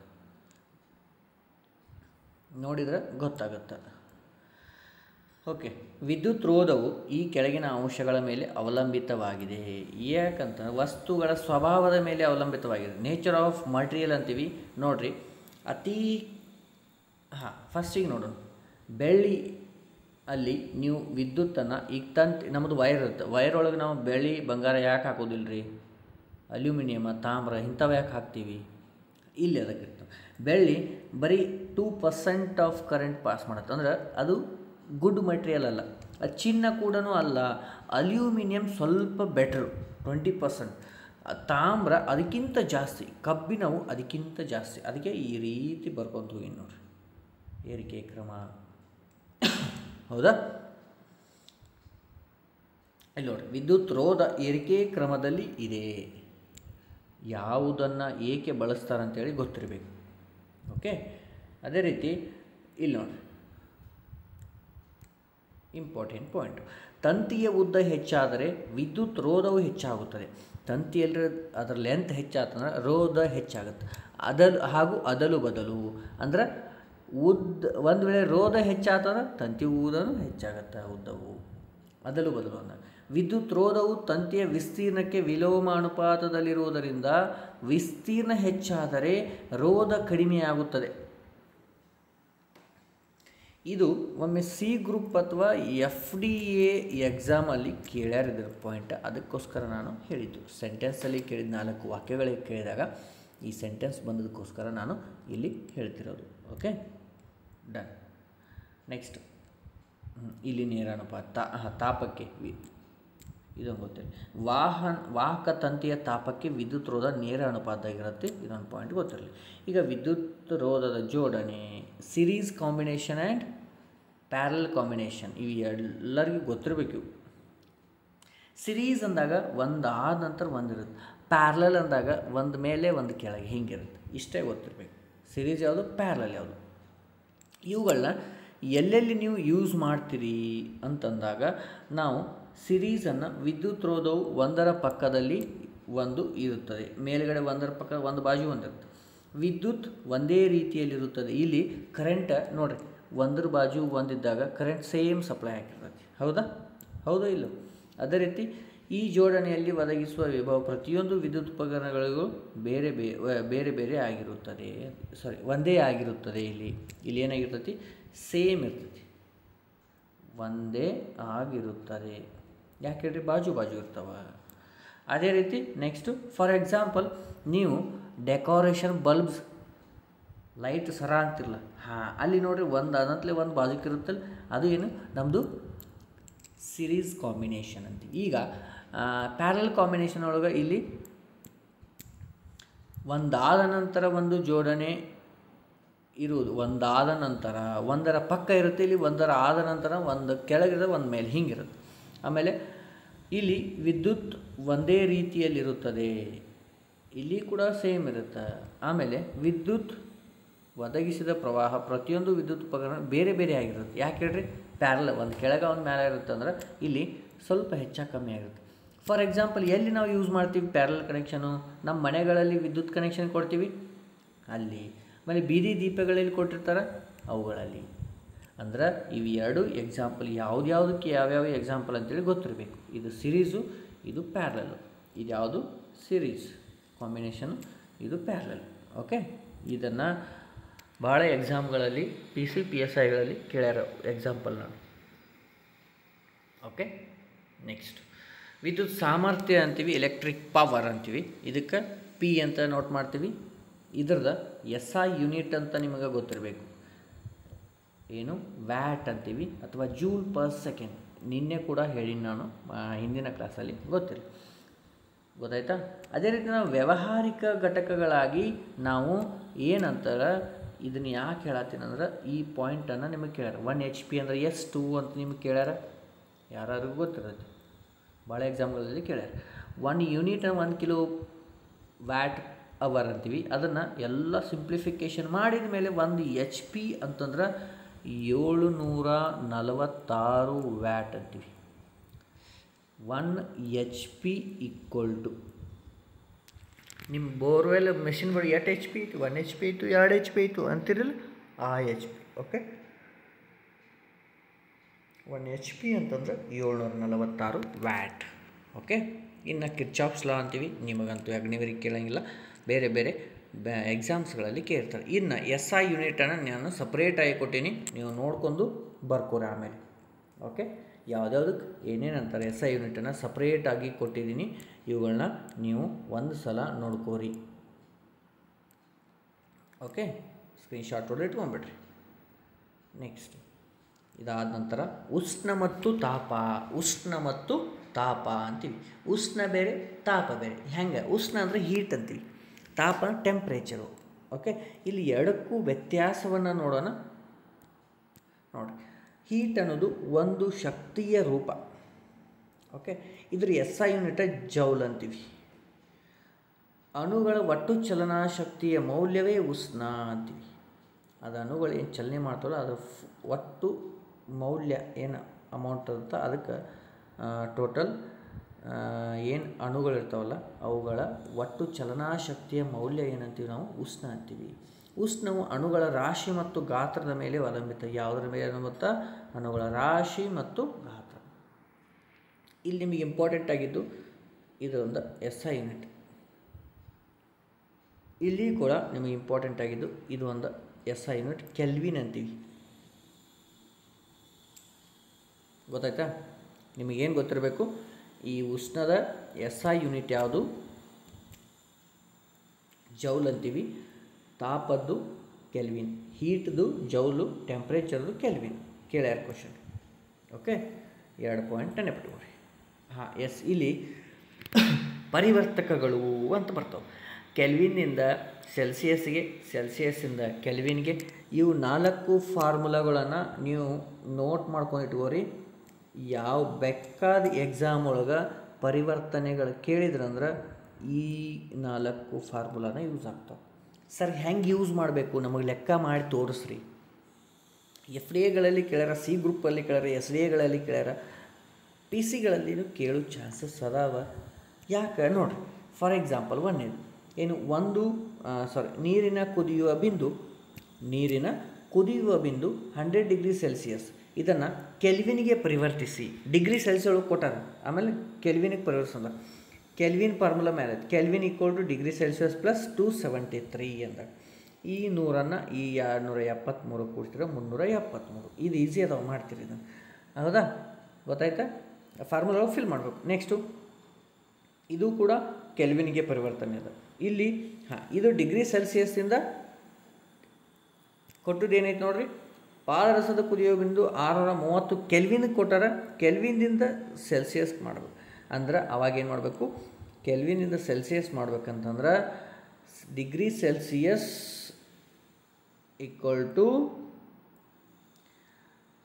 ಎಷ್ಟು ಕೆಲ್ವಿನ್ ಅದಲ್ಲ ಅದ್ರಾಗ 273 ಮೈನಸ್ ಮಾಡಬೇಕು. ಇಲ್ಲಿ ಮಾಡಿದ್ದು ನೋಡಿ 630 273 ಮೈನಸ್ ಮಾಡೋದು ನಮ್ಮದು ಏನು ಕನ್ವರ್ಟ್ ಆಗುತ್ತೆ ಡಿಗ್ರಿ ಸೆಲ್ಸಿಯಸ್ ಒಳಗೆ ಕನ್ವರ್ಟ್ ಆಗುತ್ತೆ. ಓಕೆ, ಇದು ಕೆಲ್ವಿನಿಂದ ಡಿಗ್ರಿ ಸೆಲ್ಸಿಯಸ್. ಇಲ್ಲಿ ಐತೆ ನೋಡಿರಿ ವೆರಿ ವೆರಿ ಇಂಪಾರ್ಟೆಂಟು. ದೇಹದ ಉಷ್ಣತೆ 45 ಡಿಗ್ರಿ ಸೆಲ್ಸಿಯಸ್. ಇದನ್ನು ಫ್ಯಾರನೈಟಿಗೆ ಕನ್ವರ್ಟ್ ಮಾಡೋದು. ಫ್ಯಾರನೈಟಿಗೆ ಕನ್ವರ್ಟ್ ಮಾಡ್ಬೇಕಂತಂದ್ರೆ 9/5 ಡಿಗ್ರಿ ಸೆಲ್ಸಿಯಸ್ ಪ್ಲಸ್ 32. ಅಂದ್ರೆ ಇಲ್ಲಿ ಡಿಗ್ರಿ ಸೆಲ್ಸಿಯಸ್ ಏನೈತಲ್ಲ ಈ ಜಾಗದಾಗ ನೀವು ಏನು ಮಾಡಬೇಕು ಅಂತಂದ್ರೆ ಈ ಕೊಟ್ಟಂತಹ 45 ಹಾಕ್ಬೇಕು. ಇಲ್ಲಿ 45 ಹಾಕೈತಿ ನೋಡಿರಿ, ಹಾಕೈತಿ. ಸಿಂಪ್ಲಿಫಿಕೇಷನ್ ಮಾಡಿದ ಮೇಲೆ ಇದನ್ನು ಫ್ಯಾರನೈಟ್ ಒಳಗೆ ಕನ್ವರ್ಟ್ ಮಾಡೋದು. ಈ ರೀತಿ ನಿಮಗೆ ಲೆಕ್ಕಗಳು ಬಂದಾವ. ಓಕೆ, ನೆಕ್ಸ್ಟು ಉಷ್ಣದ ವರ್ಗಾವಣೆದ ಇದು ಇದು ಕೂಡ ಭಾಳ ಇಂಪಾರ್ಟೆಂಟು. Conduction, convection, radiation. ಭಾಳ ಜನ ಕನ್ಫ್ಯೂಸ್ ಮಾಡ್ಕೊತಾರೆ ಇದಕ್ಕೆ, ಭಾಳ ಜನ. ಇಲ್ಲಿ ಕಂಡಕ್ಷನ್ ಅಂತಂದಾಗ ಎಲ್ಲೆಲ್ಲಿ ಯಾವ್ಯಾವ ಬರ್ತಾವ ಅಂತ ನೋಡಿರಿ. ಫಸ್ಟ್ನೇದು ಘನ ವಸ್ತುಗಳಲ್ಲಿ, ಘನ ಲೋಹಿತ ವಸ್ತುಗಳಲ್ಲಿ ಕಂಡಕ್ಷನ್. ವಸ್ತುಗಳಲ್ಲಿ ಬಂತಂದ್ರೆ ನಾವೇನು ಉಷ್ಣವಹನ ಅಂತೀವಿ. ಘನಗಳಲ್ಲಿ ಉಷ್ಣ ಸಂವಹನ ಅಂತಂದ್ರೆ ದ್ರವ ವಸ್ತುಗಳಲ್ಲಿ ಹಾಗೂ ಹಬೆ ಕಣಗಳಲ್ಲಿ ಇರ್ತವೆ. ಅದೇ ರೀತಿ ವಿಕಿರಣಗಳು ಬಂತಂದ್ರೆ ಸೂರ್ಯನ ಬೆಳಕಿನ ಕಿರಣಗಳು ಭೂಮಿಯ ತಲುಪುವುದು ಅಂತೀವಿ. ಗೊತ್ತಾಯ್ತಾ? ಇಲ್ಲಿ ಕಂಡಕ್ಷನ್ ಅಂತಂದಾಗ ಒಂದು ಯಾವುದೋ ಒಂದು ಘನ ವಸ್ತುವಿಗೆ ನೀವು ಉಷ್ಣವನ್ನು ಕೊಟ್ಟಾಗ ಒಂದು ಪಾಯಿಂಟಿಗೆ ಕೊಟ್ರಂದ್ರೆ ಆ ಎಂಡ್ವರೆಗೂ ಕಾಯ್ದೈತಿ. ಒಂದು ಸ್ಪೂನು ನೀವು ಗ್ಯಾಸ್ ಮೇಲೆ ಹಚ್ಕೊಂಡು ಹಿಡಿದ್ರಂದ್ರೆ ಆ ಮುಂದಿನ ತುದಿ ಕಾದಂಗೆ ಉಷ್ಣ ಟ್ರಾನ್ಸ್ಫರ್ ಆಕತ್ತಿಲ್ಲ, ನಿಮ್ಮ ಕೈ ತನಕ ಬರುತ್ತಿಲ್ಲ, ಅದು ಉಷ್ಣವಹನ, ಕಂಡಕ್ಷನ್ ಅಂತೀವಿ ಅದಕ್ಕೆ. ಅದೇ ರೀತಿ ಉಷ್ಣ ಸಂವಹನ ಅಂತಂದ್ರೆ ಉಷ್ಣವು ಅಣುಗಳ ಚಲನೆಯಿಂದ ವರ್ಗಾವಣೆ. ಈಗ ನೀರು ಕಾಯಿಸ್ತೀರಿ, ಹೌದಾ? ನೀರು ಕಾಸಿದ ಮೇಲೆ ಏನಾಗುತ್ತೆ, ಈಗ ಮೇಲ್ಗಡೆ ನೀವೆಲ್ಲ ನೀರು ಕಾದಾವಂತ ತೆಗಿತಾರೆ, ಆವಾಗ ಮೇಲ್ಗಡೆ ನೀರು ಕೈ ಹಾಕಿದ್ರೆ ಸ್ವಲ್ಪ ಬಿಸಿ ಇರುತ್ತೆ, ಆದರೆ ಕೆಳಗಡೆ ಇನ್ನೂ ತಂಪ ಇರ್ತಾವೆ. ಯಾಕೆ ಹೇಳ್ರಿ? ನೀರಿನ ಅಣುಗಳು ಕಾದಂಗೆ ಮೇಲ್ಗಡೆ ಬರ್ತಿರ್ತೈತಿ, ಆ ತಂಪಿದ್ದು ಅಲ್ಲೇ ಉಳಿದಿರ್ತಾವೆ. ಅದು ದ್ರವಗಳಲ್ಲಿ. ಅದಕ್ಕೆ ಏನಂತೀವಿ? ಕನ್ವೆಕ್ಷನ್ ಅಂತೀವಿ. ವಿಕಿರಣ ಅಂತಂದಾಗ ಡೈರೆಕ್ಟಾಗಿ ಉಷ್ಣ ಶಕ್ತಿಯು ಯಾವುದೇ ಮಾಧ್ಯಮದ ಅವಶ್ಯಕತೆ ಇಲ್ಲದೆ ವರ್ಗಾವಣೆ ಆಗ್ತದೆ. ಉಷ್ಣ ಮಾಧ್ಯಮ ನೋಡ್ರಿ, ಬೆಳಕಿನ ಕಿರಣಗಳು ಆರಾಮ್ ಬರ್ತಾವಿಲ್ಲ ಭೂಮಿಗೆ, ಅದು ಉಷ್ಣ ವಿಕಿರಣ ಅಂತೀವಿ. ಓಕೆ, ಗೊತ್ತಾಯ್ತಾ? Very very important points.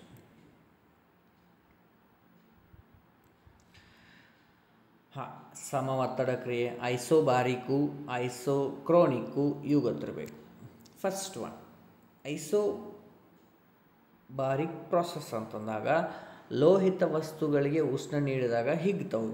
ಅದೇ ರೀತಿ ತೆರೆದ ಪಾತ್ರೆಯಲ್ಲಿ ನೀರನ್ನು ಕಾಯಿಸುವುದು. ಫಾರ್ ಎಕ್ಸಾಂಪಲ್, ಓಪನ್ ಮಾಡಿರ್ತೀರಿ ನೀರು, ಆವಾಗ ಗ್ಯಾಸ್ ಮೇಲೆ ಕಾಯಿಸ್ತಿರ್ತೀರಿ, ಅದು ಅದಕ್ಕೆ ಐಸೋಬಾರಿಕ್, ಸಮ ಒತ್ತಡ ಇರುತ್ತಲ್ಲಿ. ಅದೇ ರೀತಿ ಐಸೋಕ್ರೋನಿಕ್ ಅಂತಂದಾಗ ನೋಡಿರಿ, ಪ್ರೆಷರ್ ಏನಿರುತ್ತೆ ಸ್ಥಿರ ಇರುತ್ತೆ ಒಂದೇದ್ರಾಗ, ವಿ ಮತ್ತು ಟಿ ಬದಲಾವಣೆ ಆಗ್ತೈತಿ. ಸಮವಾಯು ಅಂತಂದಾಗ ಐಸೋಕ್ರೋನಿಕ್ ಅಂತಂದಾಗ ಇಲ್ಲಿ ಹಬೆ ಯಂತ್ರಗಳ ಕೆಲಸ, ಸ್ಟೀಮ್ ಇಂಜಿನ್ ಅಂತೀವಿ ಅವು. ಆಮೇಲೆ ಒತ್ತಡ ಪಾತ್ರೆಯ ಕೆಲಸ, ಕುಕ್ಕರ್ ನೋಡಿರಿ, ಕುಕ್ಕರ್ ಅಲ್ಲಿ ಪ್ರೆಷರ್ ಮತ್ತು ಅಲ್ಲಿ ಸಮ ಇರುತ್ತೆ, ಆದರೆ ವಿ ಚೇಂಜ್ ಆಗುತ್ತೆ. ಪ್ರೆಷರ್ ಹೆಂಗಿರುತ್ತೆ ಆದಂಗೆ ಹೊರಗೆ ಬರುತ್ತಿಲ್ಲ ರೀ, ಅದು ಸಮವಾಯು ಐಸೋಕ್ರೋನಿಕ್ ಪ್ರೋಸೆಸ್ ಅಂತೀವಿ. ಹೌದಾ? ನೆಕ್ಸ್ಟು ಸಮತಾಪ, ಐಸೋಥರ್ಮಲ್ ಪ್ರೋಸೆಸ್. ಟೆಂಪ್ರೇಚರ್ಸ್ ಏನಿರುತ್ತೆ ಇಲ್ಲಿ ಸೇಮ್ ಇರುತ್ತೆ. ಮಾಧ್ಯಮದಲ್ಲಿ ಶಬ್ದದ ಪ್ರಸಾರ, ರೆಫ್ರಿಜರೇಟರ್ನಲ್ಲಿ ತಾಪ ಸ್ಥಿರವಾಗಿರುವುದು. ಫಾರ್ ಎಕ್ಸಾಂಪಲ್ ಇವು. ಓಕೆ, ನೆಕ್ಸ್ಟು ರುದ್ರೋಷ್ಣ ರೇಖೀಯ ಕ್ರಿಯೆ ಅಂತೀವಿ, ಅಡಿಬಯಾಟಿಕ್ ಪ್ರೊಸೆಸ್ ಅಂತೀವಿ ಇಂಗ್ಲೀಷ್ನಾಗ. ಇದು ಯಾಕಂತಂದ್ರೆ ನೋಡ್ರಿ, ಇಲ್ಲಿ 3 ಕಾನ್ಸ್ಟಂಟ್ ಆಗಿರ್ತಾವೆ. ಇವು 4ಗಳಲ್ಲಿ ಒಂದನೇದು ವಿ ಕಾನ್ಸ್ಟಂಟು, ಟಿ ಕಾನ್ಸ್ಟಂಟು, ಅದೇ ರೀತಿ ಪಿ ಕಾನ್ಸ್ಟಂಟ್ ಆಗಿರ್ತಾವೆ. ಇಲ್ಲಿ 3 ಕಾನ್ಸ್ಟಂಟ್ ಆಗಿರ್ತಾವೆ. ತಕ್ಷಣ ಒಡೆದು ಹೋದ ಬಲೂನು, ಈಗ ಪಟ್ನ ಯಾವುದೋ ಒಂದು ಬಲೂನು ಹೊಡಿತದೆ, ಇವಾಗ ನೋಡಿರಿ ಎಲ್ಲ ಕಾನ್ಸ್ಟಂಟ್ ಆಗಿರುತ್ತೆ, ಎಲ್ಲ ಹೋಗ್ಬಿಡುತ್ತಲ್ಲಿ, ಪ್ರೆಷರು ಇಲ್ಲ ಏನು, ಎಲ್ಲ ಕಾನ್ಸ್ಟಂಟ್ ಆಗಿರುತ್ತೆ, ಸೇಮ್ ಇರುತ್ತೆ. ವಾಹನಗಳ ಟೈರ್ ಟ್ಯೂಬ್ ಹೊಡಿತಾವೆ, ಅವಾಗ ಅದು ಥರ್ಮಲ್ ಬಾಟಲ್. ಅದೇ ರೀತಿ ಈ 4 ನಿಮಗೆ ಗೊತ್ತಿರಬೇಕು. ಎಲ್ಲ P U C level 10th ಲೆವೆಲ್ಗೆ ಇರ್ತಾವೆ ನಿಮಗೆ, ನೀವು ಓದಿರಂಗಿಲ್ಲ. ವಿಶಿಷ್ಟೋಷ್ಣ ಸ್ಪೆಸಿಫಿಕ್ ಹೀಟ್ ಅಂತೀವಿ ಇಂಗ್ಲೀಷಲ್ಲಿ. ಏನಂತೀವಿ? ಸ್ಪೆಸಿಫಿಕ್ ಹೀಟ್ ಅಂತೀವಿ. ಇದರಲ್ಲಿ ನಿಮಗೆ ಒಂದು ಫಾರ್ಮುಲಾ ಗೊತ್ತಿರಬೇಕು. ಏನಂತಂದ್ರೆ ಇಲ್ಲದ ನೋಡಿ, specific heat formula C = Q/M∆T ಅಂತೀವಿ. ಇದ್ರದ ನಾವು SI ಯೂನಿಟ್ ಕೂಡ ನೆನಪಿಟ್ಕೋಬೇಕು. Joule per gram kg. Okay, joule per gram kelvin, joule per gram kelvin, K G ಅಲ್ಲ, joule per gram kelvin. Okay, ವಿಶಿಷ್ಟೋಷ್ಣ ಅಂತೀವಿ ಇಂಗ್ಲೀಷ್ ಒಳಗೆ. Specific heat, the SI unit of specific heat ಅಂತಂದ್ರೆ joule per gram kelvin. Okay, ಉತ್ಪೋಷ್ಣ latent heat ಅಂತೀವಿ. ಎಲ್ಲವೂ higher ಎಕ್ಸಾಮ್ಸ್ಗೆಲ್ಲ ಅದಾವ, ಇರಲಿ. ಹಾಂ, ಡೀಸೆಲ್ ಇಂಜಿನು ಆಮೇಲೆ ಪೆಟ್ರೋಲ್ ಇಂಜಿನ್ ಬಗ್ಗೆ ಗೊತ್ತಿರಬೇಕು. ಡೀಸೆಲ್ ಇಂಜಿನ್ಗಳಲ್ಲಿ ಸಂಪೀಡನದಿಂದ ಕಿಡಿಗಳು ಹೊರಡುತ್ತವೆ. ಪೆಟ್ರೋಲ್ ಇಂಜಿನ್ಗಳಲ್ಲಿ ಕಿಡಿಬೇಣೆ ಅಂತೀವಲ್ಲ ನಾವು, ಏನಿರ್ತದೆ ಕಿಡಿಬೇಣೆ ಇಂಜಿನ್ ಹತ್ರ ಇರುತ್ತಲ್ಲ, ಅದರ ಏನು ಹೆಸರು ನೆನಪಾಗ್ತಿಲ್ಲ. ಹಾಂ, ಆಮೇಲೆ ಈ ಡೀಸೆಲ್ ಇಂಜಿನ್ ಯಂತ್ರ ಏನಿರುತ್ತಲ್ಲ ಅದು ದಕ್ಷತೆ ಹೆಚ್ಚಿರುತ್ತೆ. ಡೀಸೆಲ್ ನೋಡ್ರಿ ಹೆಚ್ಚು ದಕ್ಷತೆ ಇರುತ್ತೆ, ಪೆಟ್ರೋಲ್ದು ದಕ್ಷತೆ ಕಡಿಮೆ ಇರುತ್ತೆ. ಇಂಗಾಲದ ಮೊನಾಕ್ಸೈಡ್ ಬಿಡುಗಡೆ ಪ್ರಮಾಣ ಹೆಚ್ಚಿರುತ್ತೆ ಎಲ್ಲಿ? ಡೀಸೆಲಲ್ಲಿ. ಅದೇ ರೀತಿ ಇಲ್ಲಿ ಪ್ರಮಾಣ ಕಡಿಮೆ ಇರುತ್ತೆ ಎಲ್ಲಿ? ಪೆಟ್ರೋಲ್ದಲ್ಲಿ.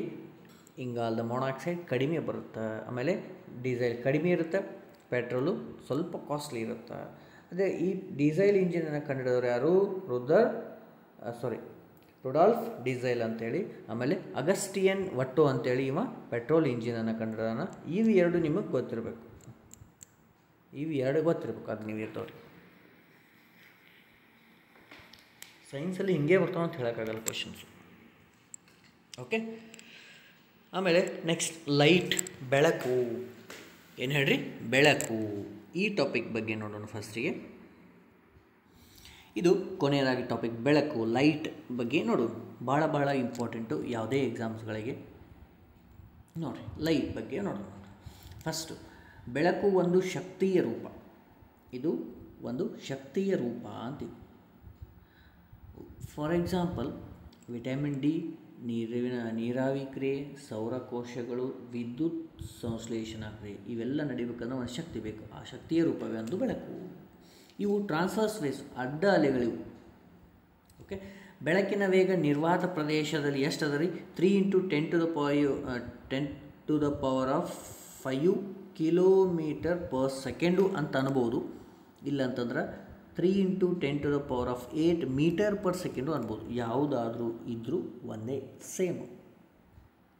ಓಕೆ, ಇದು ಗೊತ್ತಿರಬೇಕು. ಬೆಳಕಿನ ವೇಗ ಗೊತ್ತಿರಬೇಕು. ಕೇಳ್ತಾರೆ, ಬೆಳಕು ನೇರ ಪ್ರಸರಣ ಅಂತಂದ್ರೆ ರೆಕ್ಟಿಲಿನಿಯರ್ ಪ್ರೊಪಗೇಷನ್ ಅಂತೀವಿ.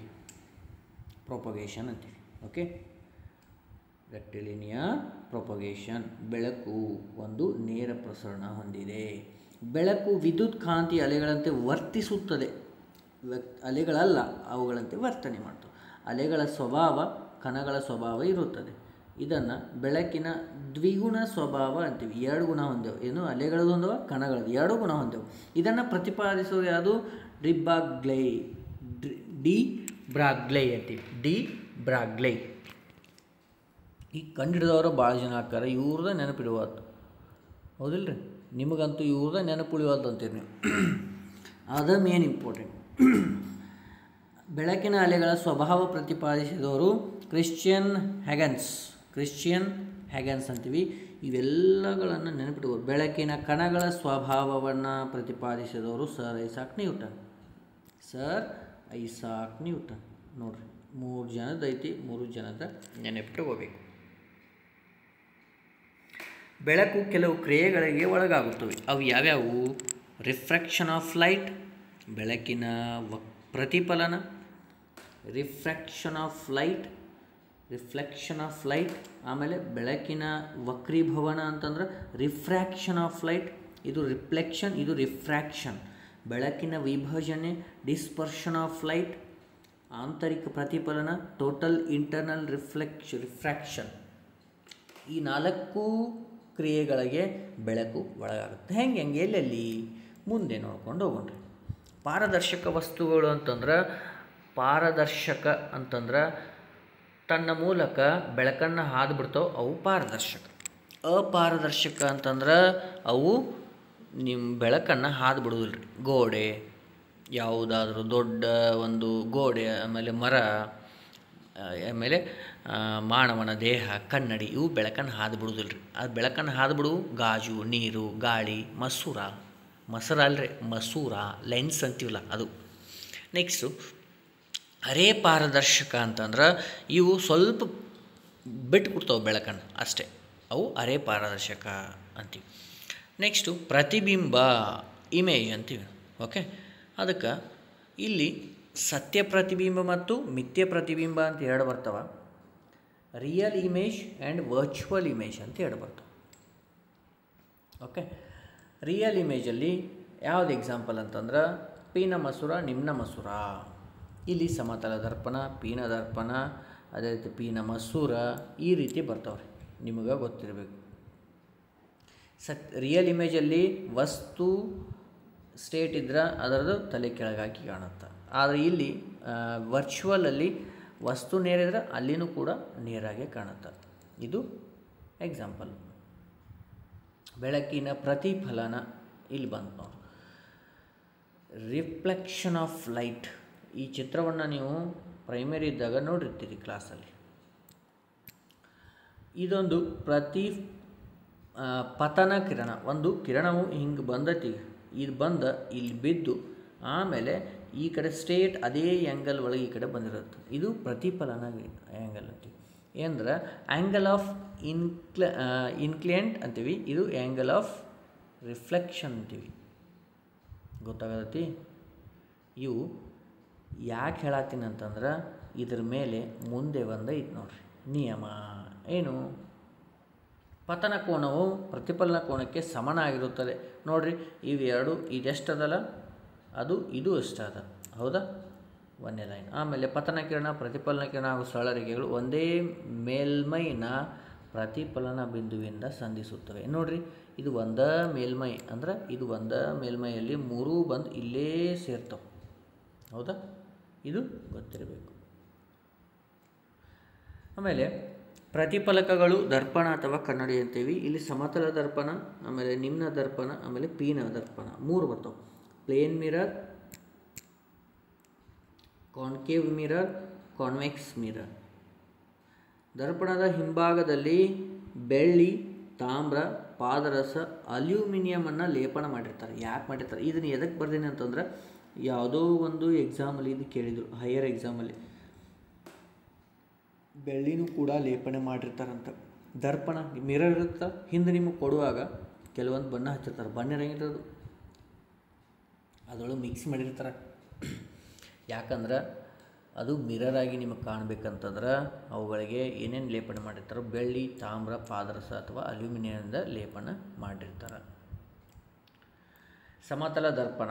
ಈ ನೋಡಿ ಕ್ವಶನ್ನು 2017ರಲ್ಲಿ KAS ಅಲ್ಲಿ ಕೇಳಿದರು. ಏನು? ವಸ್ತುವಿನ ಪ್ರತಿಬಿಂಬವು ಯಾವಾಗ ನೇರ ಸಮಭಾವ, ಮಿಥ್ಯಬಿಂಬ ಆಗಿರುತ್ತದೆ. ಈ 3 ಯಾವಾಗ ಆಗಿರ್ತತಿ ಅಂತ ಕೇಳೋಣ. ಅದು ಯಾವಾಗ್ರಿ? ಸಮತಲ ದರ್ಪಣದಲ್ಲಿ ಆಗಿರುತ್ತೆ. KASಗೆ ಬಂದದ್ದು ಕ್ವಶನ್ ಇದು,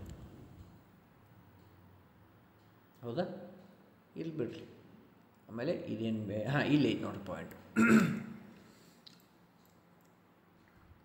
ವ್ಯಕ್ತಿಯ ಎತ್ತರ ಹೆಚ್ಚು ಇದ್ದರೆ ಆತನ ಸಂಪೂರ್ಣ ಪ್ರತಿಬಿಂಬ ಪಡೆಯಲು ವ್ಯಕ್ತಿ ಭಾಳ ಎತ್ತರತನ ಅವನು ಪೂರ್ತಿ ಇಮೇಜ್ ನಿನಗೆ ಕಾಣಬೇಕಂದ್ರೆ ಎಲ್ಲಿ? ಮಿರರ್ ಒಳಗೆ ಕಾಣಬೇಕಂದ್ರೆ ಸಮತಲ ದರ್ಪಣದ ಎತ್ತರ ವ್ಯಕ್ತಿಯ ಎತ್ತರದ ನೋಡಿ, ಒಬ್ಬ ಎತ್ತರದ ವ್ಯಕ್ತಿ ಅದ, ನಾರ್ಮಲ್ ಆಗಿ ಒಬ್ಬ ಎತ್ತರದ ವ್ಯಕ್ತಿ ಅದನ್ನ ಅವನ ಮಿರರ್ ಒಳಗೆ ನೀವು ಪೂರ್ತಿ ಇಮೇಜ್ ನಿಮಗೆ ಕಾಣಬೇಕಂದ್ರೆ ವ್ಯಕ್ತಿ ಎತ್ತರದ ಅರ್ಧದಷ್ಟು ದರ್ಪಣದ ಎತ್ತರ ಇರಬೇಕು. ವ್ಯಕ್ತಿ ಎಷ್ಟು ಎತ್ತರದಲ್ಲ ಅವನಕ್ಕಿಂತ ಅರ್ಧ ಇರಬೇಕು. ಅಂದರೆ h/2 ಅಂತೀವಿ. ಹೈಟ್ ಎಷ್ಟಿರಲ್ಲ ಅದಕ್ಕೆ ಅರ್ಧ ಇರಬೇಕು ಅಂತ ಹೇಳ್ತೀವಿ. ಇದು h/2 ಅಂತ ಗೊತ್ತಿರಲಿ. ಇದೊಂದು ಗೊತ್ತಿರಲಿ. ನೋಡಿರಿ ಏನದ ನೋಡಿರಿ, ಕ್ವಶನ್ ಅರೈಸ್ ಆಗೈತಿ ಎಲ್ಲಿ ಎಇಗೇನು ಜೆಇಗೆ ಎಕ್ಸಾಮ್ ಒಂದು ಕ್ವಶನಲ್ಲಿ ಬಂದಿತ್ತು 2021-22 ನಡೆದಂಥ ಪರೀಕ್ಷೆಯಲ್ಲಿ ಬಂದಿತ್ತು. ಎರಡು ಸಮತಲ ದರ್ಪಣಗಳ ನಡುವಿನ ಕೋನ 60 ಡಿಗ್ರಿ. ವಸ್ತುವಿನ ಪ್ರತಿಬಿಂಬಗಳ ಸಂಖ್ಯೆ ಎಷ್ಟು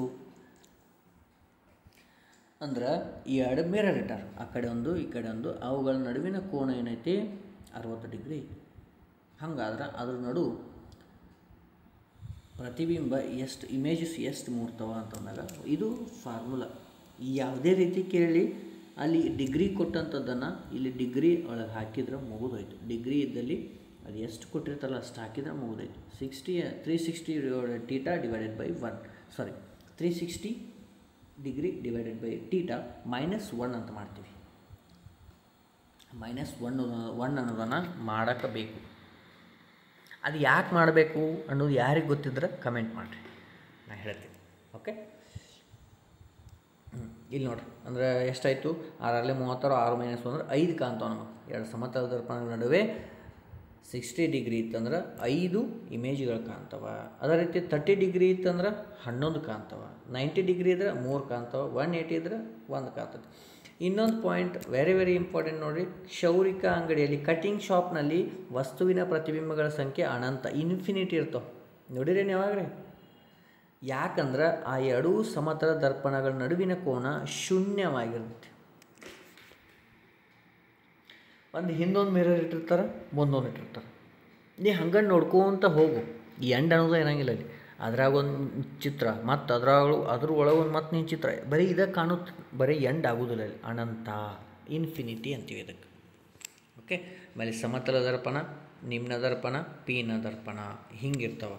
ಸಮತಲ ದರ್ಪಣವನ್ನು ಎಲ್ಲೆಲ್ಲಿ ಯೂಸ್ ಮಾಡ್ತೀವಿ ಅನ್ನೋದನ್ನು ಫಸ್ಟಿಗೆ ನೋಡೋಣ. ಇಂಗ್ಲೀಷ್ ನೋಡಿ ಪ್ಲೇನ್ ಮಿರರ್ ಅಂತೀವಿ. ಇಲ್ಲಿ ಅವುಗಳ ಇಮೇಜಸ್ ಏನಂತೀವಿ, 2017 KS ಒಳಗೆ ಕೇಳ ಅಂತೇಳಿ ನೇರ ಮಿಥ್ಯ ಪ್ರತಿಬಿಂಬ ಹಾಗೂ ಸಮಭಾವ ಇರುತ್ತೆ. ಇಲ್ಲಿ ಸೌಂದರ್ಯವರ್ಧಕವಾಗಿ ಬಳಕೆ ಮಾಡ್ತೀವಿ. ನೋಡ್ತಿರಲಿಲ್ಲ ಮನ್ಯಾಗದು. ಪೆಲಿಸ್ಕೋಪಲ್ಲಿ ಬಳಸ್ತೀವಿ. ಅದೇ ರೀತಿ ಸಂಯುಕ್ತ ಸೂಕ್ಷ್ಮದರ್ಶಕಗಳಲ್ಲಿ ಬಳಸ್ತೀವಿ.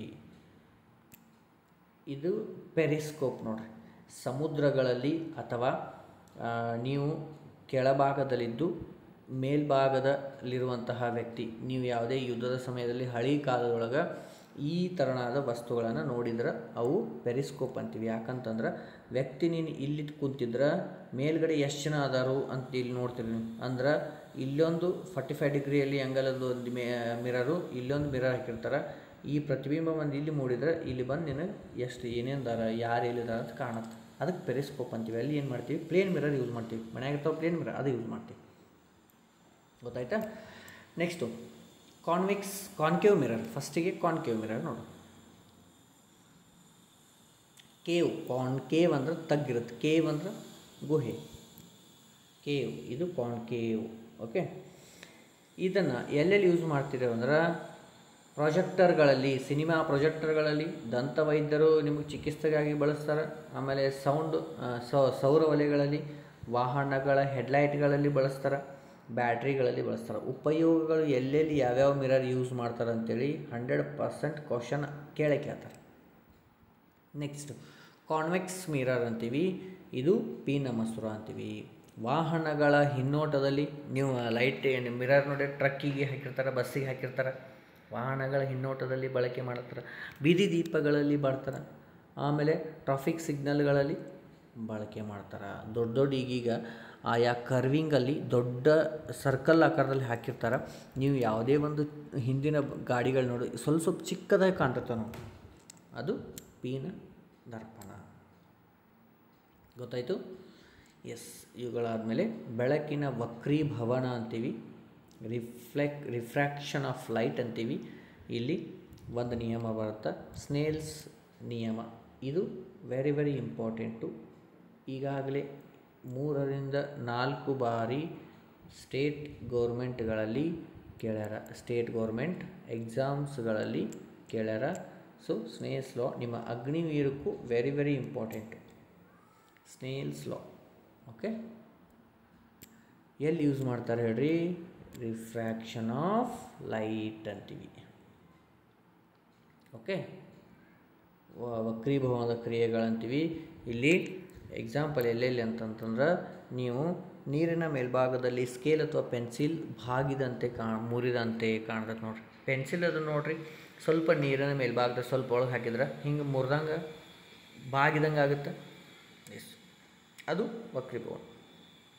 ಅದೇ ರೀತಿ ಈಜುಕೊಳದ ತಳ, ಬಾವಿಯ ತಳ, ನೀವು ನೀರಿನ ಟ್ಯಾಂಕ್ ಫುಲ್ ತುಂಬಿದ ಮೇಲೆ ಸ್ವಲ್ಪ ಹಣಿಕೆ ಹಾಕಿ ನೋಡಿದ್ರೆ ಆ ತಳ ಮೇಲೆ ಬಂದಂಗೆ ಕಾಣ್ತದೆ ನೋಡಿರಿ. ಅದ್ರದ್ದು ಏನು ಬೇಸ್ ಐತಲ್ಲ ಅದು ಮೇಲೆ ಬಂದಂಗೆ ಕಾಣ್ತದೆ. ರಾತ್ರಿ ವೇಳೆಯಲ್ಲಿ ಮಿಂಚು, ನಕ್ಷತ್ರಗಳು ಮಿಂಚುವುದು, ಸೂರ್ಯೋದಯದ ಮುನ್ನ ಅಥವಾ ಸೂರ್ಯಾಸ್ತದ ನಂತರ, ಇದು ಕ್ವಶನ್ ಅರೈಸ್ ಆಗೈತೆ.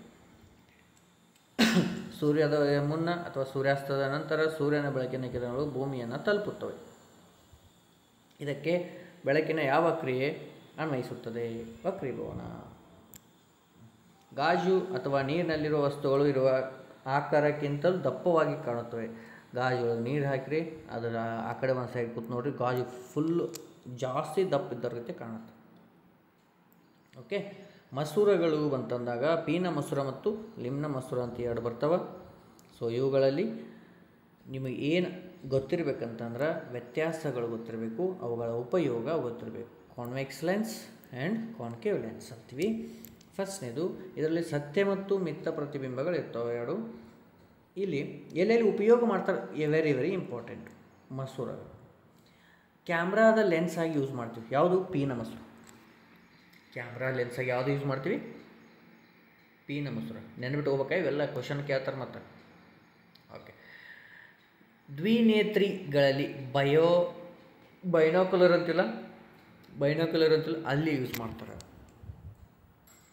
ಸರಳ ಹಾಗೂ ಸಂಯುಕ್ತ ಸೂಕ್ಷ್ಮದರ್ಶಕಗಳಲ್ಲಿ ಯೂಸ್ ಮಾಡ್ತಾರೆ. ದೂರದೃಷ್ಟಿ ದೋಷ ನಿವಾರಣೆಗೆ ಯಾವುದನ್ನು ಯೂಸ್ ಮಾಡ್ತಾರೆ? ಪೀನ ಮಸೂರ. ದೂರದೃಷ್ಟಿ ದೋಷ ಮುಂದೆ ಹೇಳ್ತೀನಿ, ದೃಷ್ಟಿ ದೋಷದ ಬಗ್ಗೆ ಐತೆ, ಲಾಸ್ಟಿಗೆ ಹೇಳ್ತೀನಿ. ಗೊತ್ತಾಯ್ತಾ? ದೂರದೃಷ್ಟಿ ದೋಷಕ್ಕೆ ಯಾವುದು? ಪೀನ ಮಸೂರ. ಸಮೀಪ ದೃಷ್ಟಿ ದೋಷ ನಿವಾರಣೆಗೆ ನಿಮ್ನ ಮಸೂರ. ಕೇಳ್ಯಾರ ಕ್ವಶನ್. ಖಗೋಳ ದೂರದರ್ಶಕಗಳು ಯಾವ್ದು ಮಾಡ್ತಾರೋ ಅಲ್ಲಿ ನಿಮ್ನ ಮಸೂರ. ಉಪಯೋಗಗಳು ವೆರಿ ವೆರಿ ಇಂಪಾರ್ಟೆಂಟು. ಓಕೆ, ಆಮೇಲೆ ದೂರದೃಷ್ಟಿ, ಸಮೀಪ ದೃಷ್ಟಿ ಅಂತೇಳಿ ಬಂತು. ಈಗ ದೂರದೃಷ್ಟಿ ಅಂತಂದಾಗ ಇದಕ್ಕೇನಂತೀವಿ? Long site.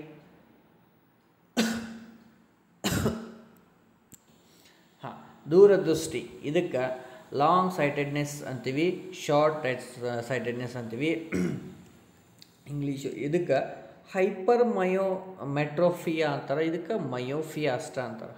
ಹೈಪರ್ ಮೆಟ್ರೋಫಿಯಾ, ಇದು ಜಸ್ಟ್ ಮಯೋಫಿಯಾ ಅಂತಂದ್ರೆ ಸಮೀಪ ದೃಷ್ಟಿ. ಇದು ಕೇಳ್ಯಾರ, ಮಯೋಫಿಯಾ ಸಮೀಪ ದೃಷ್ಟಿ. ವ್ಯಕ್ತಿಗೆ ದೂರದ ವಸ್ತುಗಳು ಸ್ಪಷ್ಟವಾಗಿ ಗೋಚರಿಸುತ್ತಿದ್ದು, ಇದನ್ನು ಕನ್ಫ್ಯೂಸ್ ಮಾಡ್ಕೊಬೇಡ್ರೆ ಯಾರು. ದೂರದೃಷ್ಟಿ ಅಂತಂದ್ರೆ ಆ ವ್ಯಕ್ತಿಗೆ ದೂರದ ವಸ್ತುಗಳು ಕರೆಕ್ಟ್ ಕಾಣ್ತಾವೆ, ಆದ್ರೆ ಸಮೀಪದೂ ಕಾಣಂಗಿಲ್ಲ. ಅದಕ್ಕೇನಂತೀವಿ? ದೂರದೃಷ್ಟಿ ದೋಷ. ಉಲ್ಟಾ ತಲೆ ಇಟ್ಕೊಬಾರ್ದ. ದೂರದೃಷ್ಟಿ ಅಂದರೆ ಏನಿದೆ? ದೂರಿನೂ ಕಾಣ್ತಾವೆ, ಸಮೀಪದೂ ಕಾಣಂಗಿಲ್ಲ. ಸಮೀಪ ದೃಷ್ಟಿ ಅಂತಂದ್ರೆ ಅವಾಗ ಸಮೀಪದು ಕಾಣ್ತಾವ, ಅದು ದೂರದ್ದು ಕಾಣಂಗಿಲ್ಲ. ಹೌದಾ? ಡನ್. ಈ ದೋಷದಲ್ಲಿ ವಸ್ತುವಿನ ಪ್ರತಿಬಿಂಬ ರೆಟಿನಾದಿಂದ ದೂರಕ್ಕೆ ಬೀಳುತ್ತದೆ. ಎಲ್ಲಿ? ದೂರದೃಷ್ಟಿ ಅಂತ ಕೇಳ್ತಿಕೋರೆ, ರೆಟಿನಾದಿಂದ ದೂರ ನೆನಪಿಟ್ಬೋದು. ದೂರದೃಷ್ಟಿ ದೋಷದಲ್ಲಿ ರೆಟಿನಾ ದೂರಕ್ಕೆ ಬೀಳ್ತೈತಿ, ಸಮೀಪ ದೃಷ್ಟಿಯಲ್ಲಿ ರೆಟಿನಾ ಅದರ ಮುಂಭಾಗದಲ್ಲಿ ರೆಟಿನಾಗೆ ಸಮೀಪ ಬೀಳ್ತೈತಿ. ಓಕೆ, ನೆನಪಿಟ್ಕೊಳ್ಳೋಕೆ ಹೆಂಗೆ ಇಟ್ಕೋಬೇಕು ನೋಡಿರಿ. ಆಮೇಲೆ ದೂರದೃಷ್ಟಿಗೆ ಪೀನ ಮಸೂರ ಯೂಸ್ ಮಾಡ್ತಾರೆ, ಆಮೇಲೆ ನಿಮ್ಮ ಸಮೀಪ ದೃಷ್ಟಿ ನಿವಾರಣೆಗೆ ನಿಮ್ನ ಮಸೂರ ಯೂಸ್ ಮಾಡ್ತಾರೆ. ಇವೆರಡು ಈಗಾಗಲೇ ಮೇಲ್ಗಡೆ ಹೇಳೀನಿ, ಎಲ್ಲವೂ ನೋಟ್ ಮಾಡ್ಕೊಂಡು ಇಟ್ಕೋರಿ. ಹಾಂ, ನೆನಪಿಟ್ಕೋದು ಹೆಂಗು? ಪದ ನಿಸ ಅಂತೀವಿ. ಪದ ನಿಸ ಅಂತಂದ್ರೆ ಪ ಅಂದ್ರೆ ಪೀನ ಮಸೂರ, ದ ಅಂದ್ರೆ ದೂರ. ಪೀನ ಮಸೂರವನ್ನು ದೂರದೃಷ್ಟಿ ನಿವಾರಣೆಗೆ ಯೂಸ್ ಮಾಡ್ತೀವಿ. ನೀ ಅಂದ್ರೆ ನಿಮ್ನ ಮಸೂರ, ಸ ಅಂದ್ರೆ ಸಮೀಪ. ನಿಮ್ನ ಮಸೂರವನ್ನು ಸಮೀಪ ದೃಷ್ಟಿ ದೋಷವನ್ನು ನಿವಾರಣೆಗೆ ಬಳಸುತ್ತಾರೆ. ಕೋಡಿದು ನಿಮಗೆ ನೆನಪಿಡು, ಪದ ನಿಸ. ಓಕೆ, ನೆನಪಿಡ್ತೀರಿ? ನೆನಪಿಡಿ. ಇದೊಂದು ಹೇಳ್ಕೊಂಡು ನೆಕ್ಸ್ಟ್ ಇದೊಂದು ಹೇಳಿದ್ರೆ ಎಸ್ ಪದ ನಿಸ ಅಂತ ಹೇಳಿದ್ದೀವಿ. ಎಸ್ ಪೀನ ಮಸೂರ ಅಂತಂದಾಗ ಇಲ್ಲಿ ಡಯಾಪ್ಟರ್ ಅಂತೀವಿ. ಪೀನ ಮಸೂರವನ್ನು ಡಯಾಪ್ಟರ್ ಆಗಿ ಇಲ್ಲಿ ದೂರದೃಷ್ಟಿಯನ್ನು ನಾವು ಯೂಸ್ ಮಾಡ್ಬೇಕಂದ್ರೆ ಇಲ್ಲಿ ಡಯಾಪ್ಟರ್ ಅಂತ ಬರ್ತೀವಿ. ಇದು ಕೂಡ ಡಯಾಪ್ಟರ್. ಇಲ್ಲಿ ಪ್ಲಸ್ಸು ಇಲ್ಲಿ ಮೈನಸ್ಸು. ಡಯಾಪ್ಟರ್ ಅನ್ನೋದು ಏನು? ಡಯಾಪ್ಟರ್ ಅನ್ನೋದು ಮಸೂರದ SI ಯೂನಿಟ್ ಅಂತೀವಿ. ಡಯಾಪ್ಟರ್ ಅನ್ನೋದು ಮಸೂರದ SI unit. Very very important. SI ಯೂನಿಟ್ಗಳಂತೂ ನೀವು ಮರೆಯಬಾರ್ದು. ಹೌದಾ? H ಅಂದ್ರೆ ಹೈಪರ್ಮೆಟ್ರೋಫಿಯಾ, ಆಮೇಲೆ M ಅಂದ್ರೆ ಮಯೋಫಿಯಾ. ಗೊತ್ತಾಯ್ತಾ? ಮೇಲಿಂದನೇ ಇಲ್ಲಿ ನಿಮಗೆ ಚಿತ್ರದ ಮೂಲಕ ಹೇಳಿದ್ದು. ಇಲ್ಲಿ ಇನ್ನೊಂದು ಪಾಯಿಂಟ್ ಅದು SI ಯೂನಿಟ್ ಡಯಾಪ್ಟರ್ ಅಂತ ಹೇಳಿತ್ತು. ಈಗ ಸಮೀಪ ದೃಷ್ಟಿ ದೂರದೃಷ್ಟಿ ಎರಡೂ ಇರ್ತೈತಿ. ಅವ್ರಿಗೆ ಇಂಗ್ಲೀಷ್ನಾಗ ಏನಂತಾರೆ ನೋಡ್ರಿ, ಪ್ರೆಸ್ ಬಯೋಫಿಯಾ ಅಂತೀವಿ. ಅದು ಕನ್ನಡ 40 ಅಂತ 40 ಬಂದತ್ತು ಮಾರೆ. ಅಜ್ಜಗಳು ಅಂದ್ರೆ 40 ಬಂದತಿ. ಯಾಕೆ 40 ಅಂತಾರೆ? ಅದಕ್ಕೆ ಎರಡೂ ಇರ್ತಾವಲ್ಲಿ. ಸಮೀಪ ದೃಷ್ಟಿ ದೋಷನೂ ಇರ್ತೈತಿ, ಆಮೇಲೆ ದೂರದೃಷ್ಟಿ ದೋಷನೂ ಇರುತ್ತೆ. ಎರಡೂ ಇರ್ತಾವೆ ಇಲ್ಲಿ. ಹಾಂ, ನೆಕ್ಸ್ಟ್ ವರ್ಣ ವಿಭಜನೆ ಅಂತ ಹೇಳ್ತೀವಿ. ವರ್ಣ ವಿಭಜನೆ ಅಂತಂದಾಗ ಈ 7 ಬಣ್ಣಗಳು, ಕಾಮನಬಿಲ್ಲಿನಲ್ಲಿ ಬರುವಂತಹ 7 ಬಣ್ಣಗಳು ನಿಮಗೆ ಗೊತ್ತಿರಬೇಕು. ಇಲ್ಲಿ ಗಾಜಿನ ಪಟ್ಟಕದ ಮೇಲೆ ಪತನವಾಗುವ ಬಿಳಿ ಕಿರಣವು ಇದು ವೈಟ್ ರೇ ಅಂತೀವಿ. ಇದು ವೈಟ್ ರೇ ರೀತಿ ಇದು 7 ಬಣ್ಣಗಳಾಗಿ ವಿಭಜಿಸುವುದೇ ಬೆಳಕಿನ ವರ್ಣ ವಿಭಜನೆ ಅಂತ ಹೇಳ್ತೀವಿ. ಹೌದಾ? ಇಲ್ಲಿ ಕಿರಣಗಳ ವರ್ಣಮಯ ಘಟಕಗಳ ಪಟ್ಟಿಯನ್ನು ರೋಹಿತ ಅಂತೀವಿ. ರೋಹಿತ ಅನ್ನೋದು ಯಾವುದು? ಇವೇನು ಸಾಲಾಗಿ ಇಷ್ಟೆಲ್ಲ ಕಲರ್ ಬಂದಾವೆ, ಇವಕ್ಕೆಲ್ಲ ರೋಹಿತ ಅಂತೀವಿ. ಯಾವ್ಯಾವ ಬಣ್ಣಗಳದಾವೆ ಇಲ್ಲಿ? ವಿಬ್ಜಿಆರ್ ಅಂತೀವಿ. ನಾವು ಏನಂತೀವಿ? ವಿಬ್ಜಿಆರ್ ಅಂತೀವಿ. ವಿ ಅಂದರೆ ಯಾವುದು? ಲೆಟ್ಟು ನೇರಳೆ. ಫಸ್ಟ್ ಯಾವುದು? ಇಲ್ಲಿ ನೇರಳೆಯಿಂದ ವಿಬ್ಜಿಆರ್. VR ಐತೆ ಲಾಸ್ಟಕ್ಕೆ ನೋಡ್ರಿ. ನೇರಳೆ, ಬೂದು, ನೀಲಿ, ಹಸಿರು, ಹಳದಿ, ಕಿತ್ತಳೆ, ಕೆಂಪು. 7 ಬಣ್ಣಗಳು. ಓಕೆ, ಇವು 7 ಬಣ್ಣಗಳದಾವ. ಇವು ಯಾವ ಒಂದು ಎಕ್ಸ್ಟ್ರಾ ಕೊಟ್ಟಾರ, ಬಿಡ್ರಿ ಇದು. ಓಕೆ, ವಿಬ್ಜಿಆರ್ ಇಲ್ಲಿ ಐತೆ ನೋಡ್ರಿ. ವೈಲೆಟ್, ಇಂಡಿಗೋ, ಆಮೇಲೆ ವೈಲೆಟ್, ಇಂಡಿಗೋ,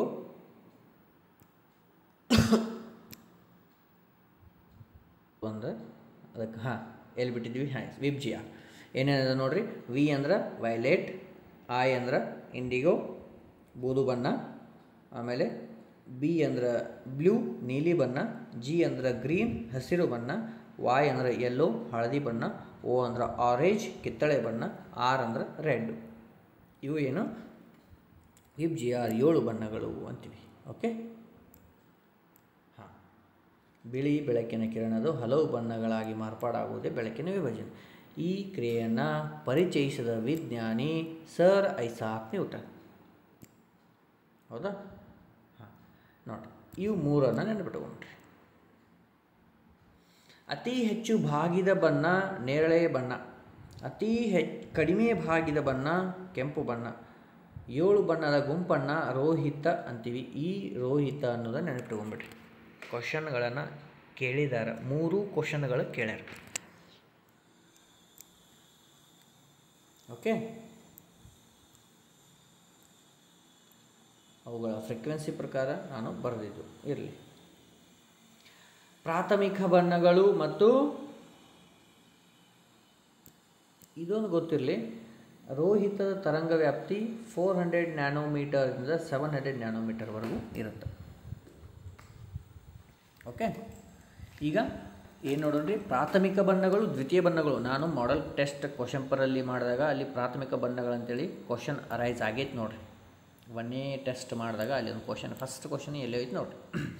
ಪ್ರಾಥಮಿಕ ಬಣ್ಣಗಳು GRB, ತುಪ್ಪ ಅನ್ಬೇಡ್ರಿ ಮತ್ತು GRB ಅಂದಾಗ ಗ್ರೀನ್ ರೆಡ್ ಬ್ಲೂ. ಇದು 2020 PSI ಪ್ರಶ್ನೆನೂ ಆಗೈತಿ. ನಿಮ್ಗೆ ಅಗ್ನಿವೀರ್ ಸಂಬಂಧಪಟ್ಟಂತೆ ಅಲ್ಲೇನೂ ಆಗುತ್ತೆ. ಬೇರೆ ಬೇರೆ ಎಕ್ಸಾಮ್ PC ಆಗಲಿ FD ಅಲ್ಲಿನೂ ಯೂಸ್ ಆಗುತ್ತೆ. ದ್ವಿತೀಯ ಬಣ್ಣಗಳು ಅಂತಂದ್ರೆ CMY ಅಂತಂದ್ರೆ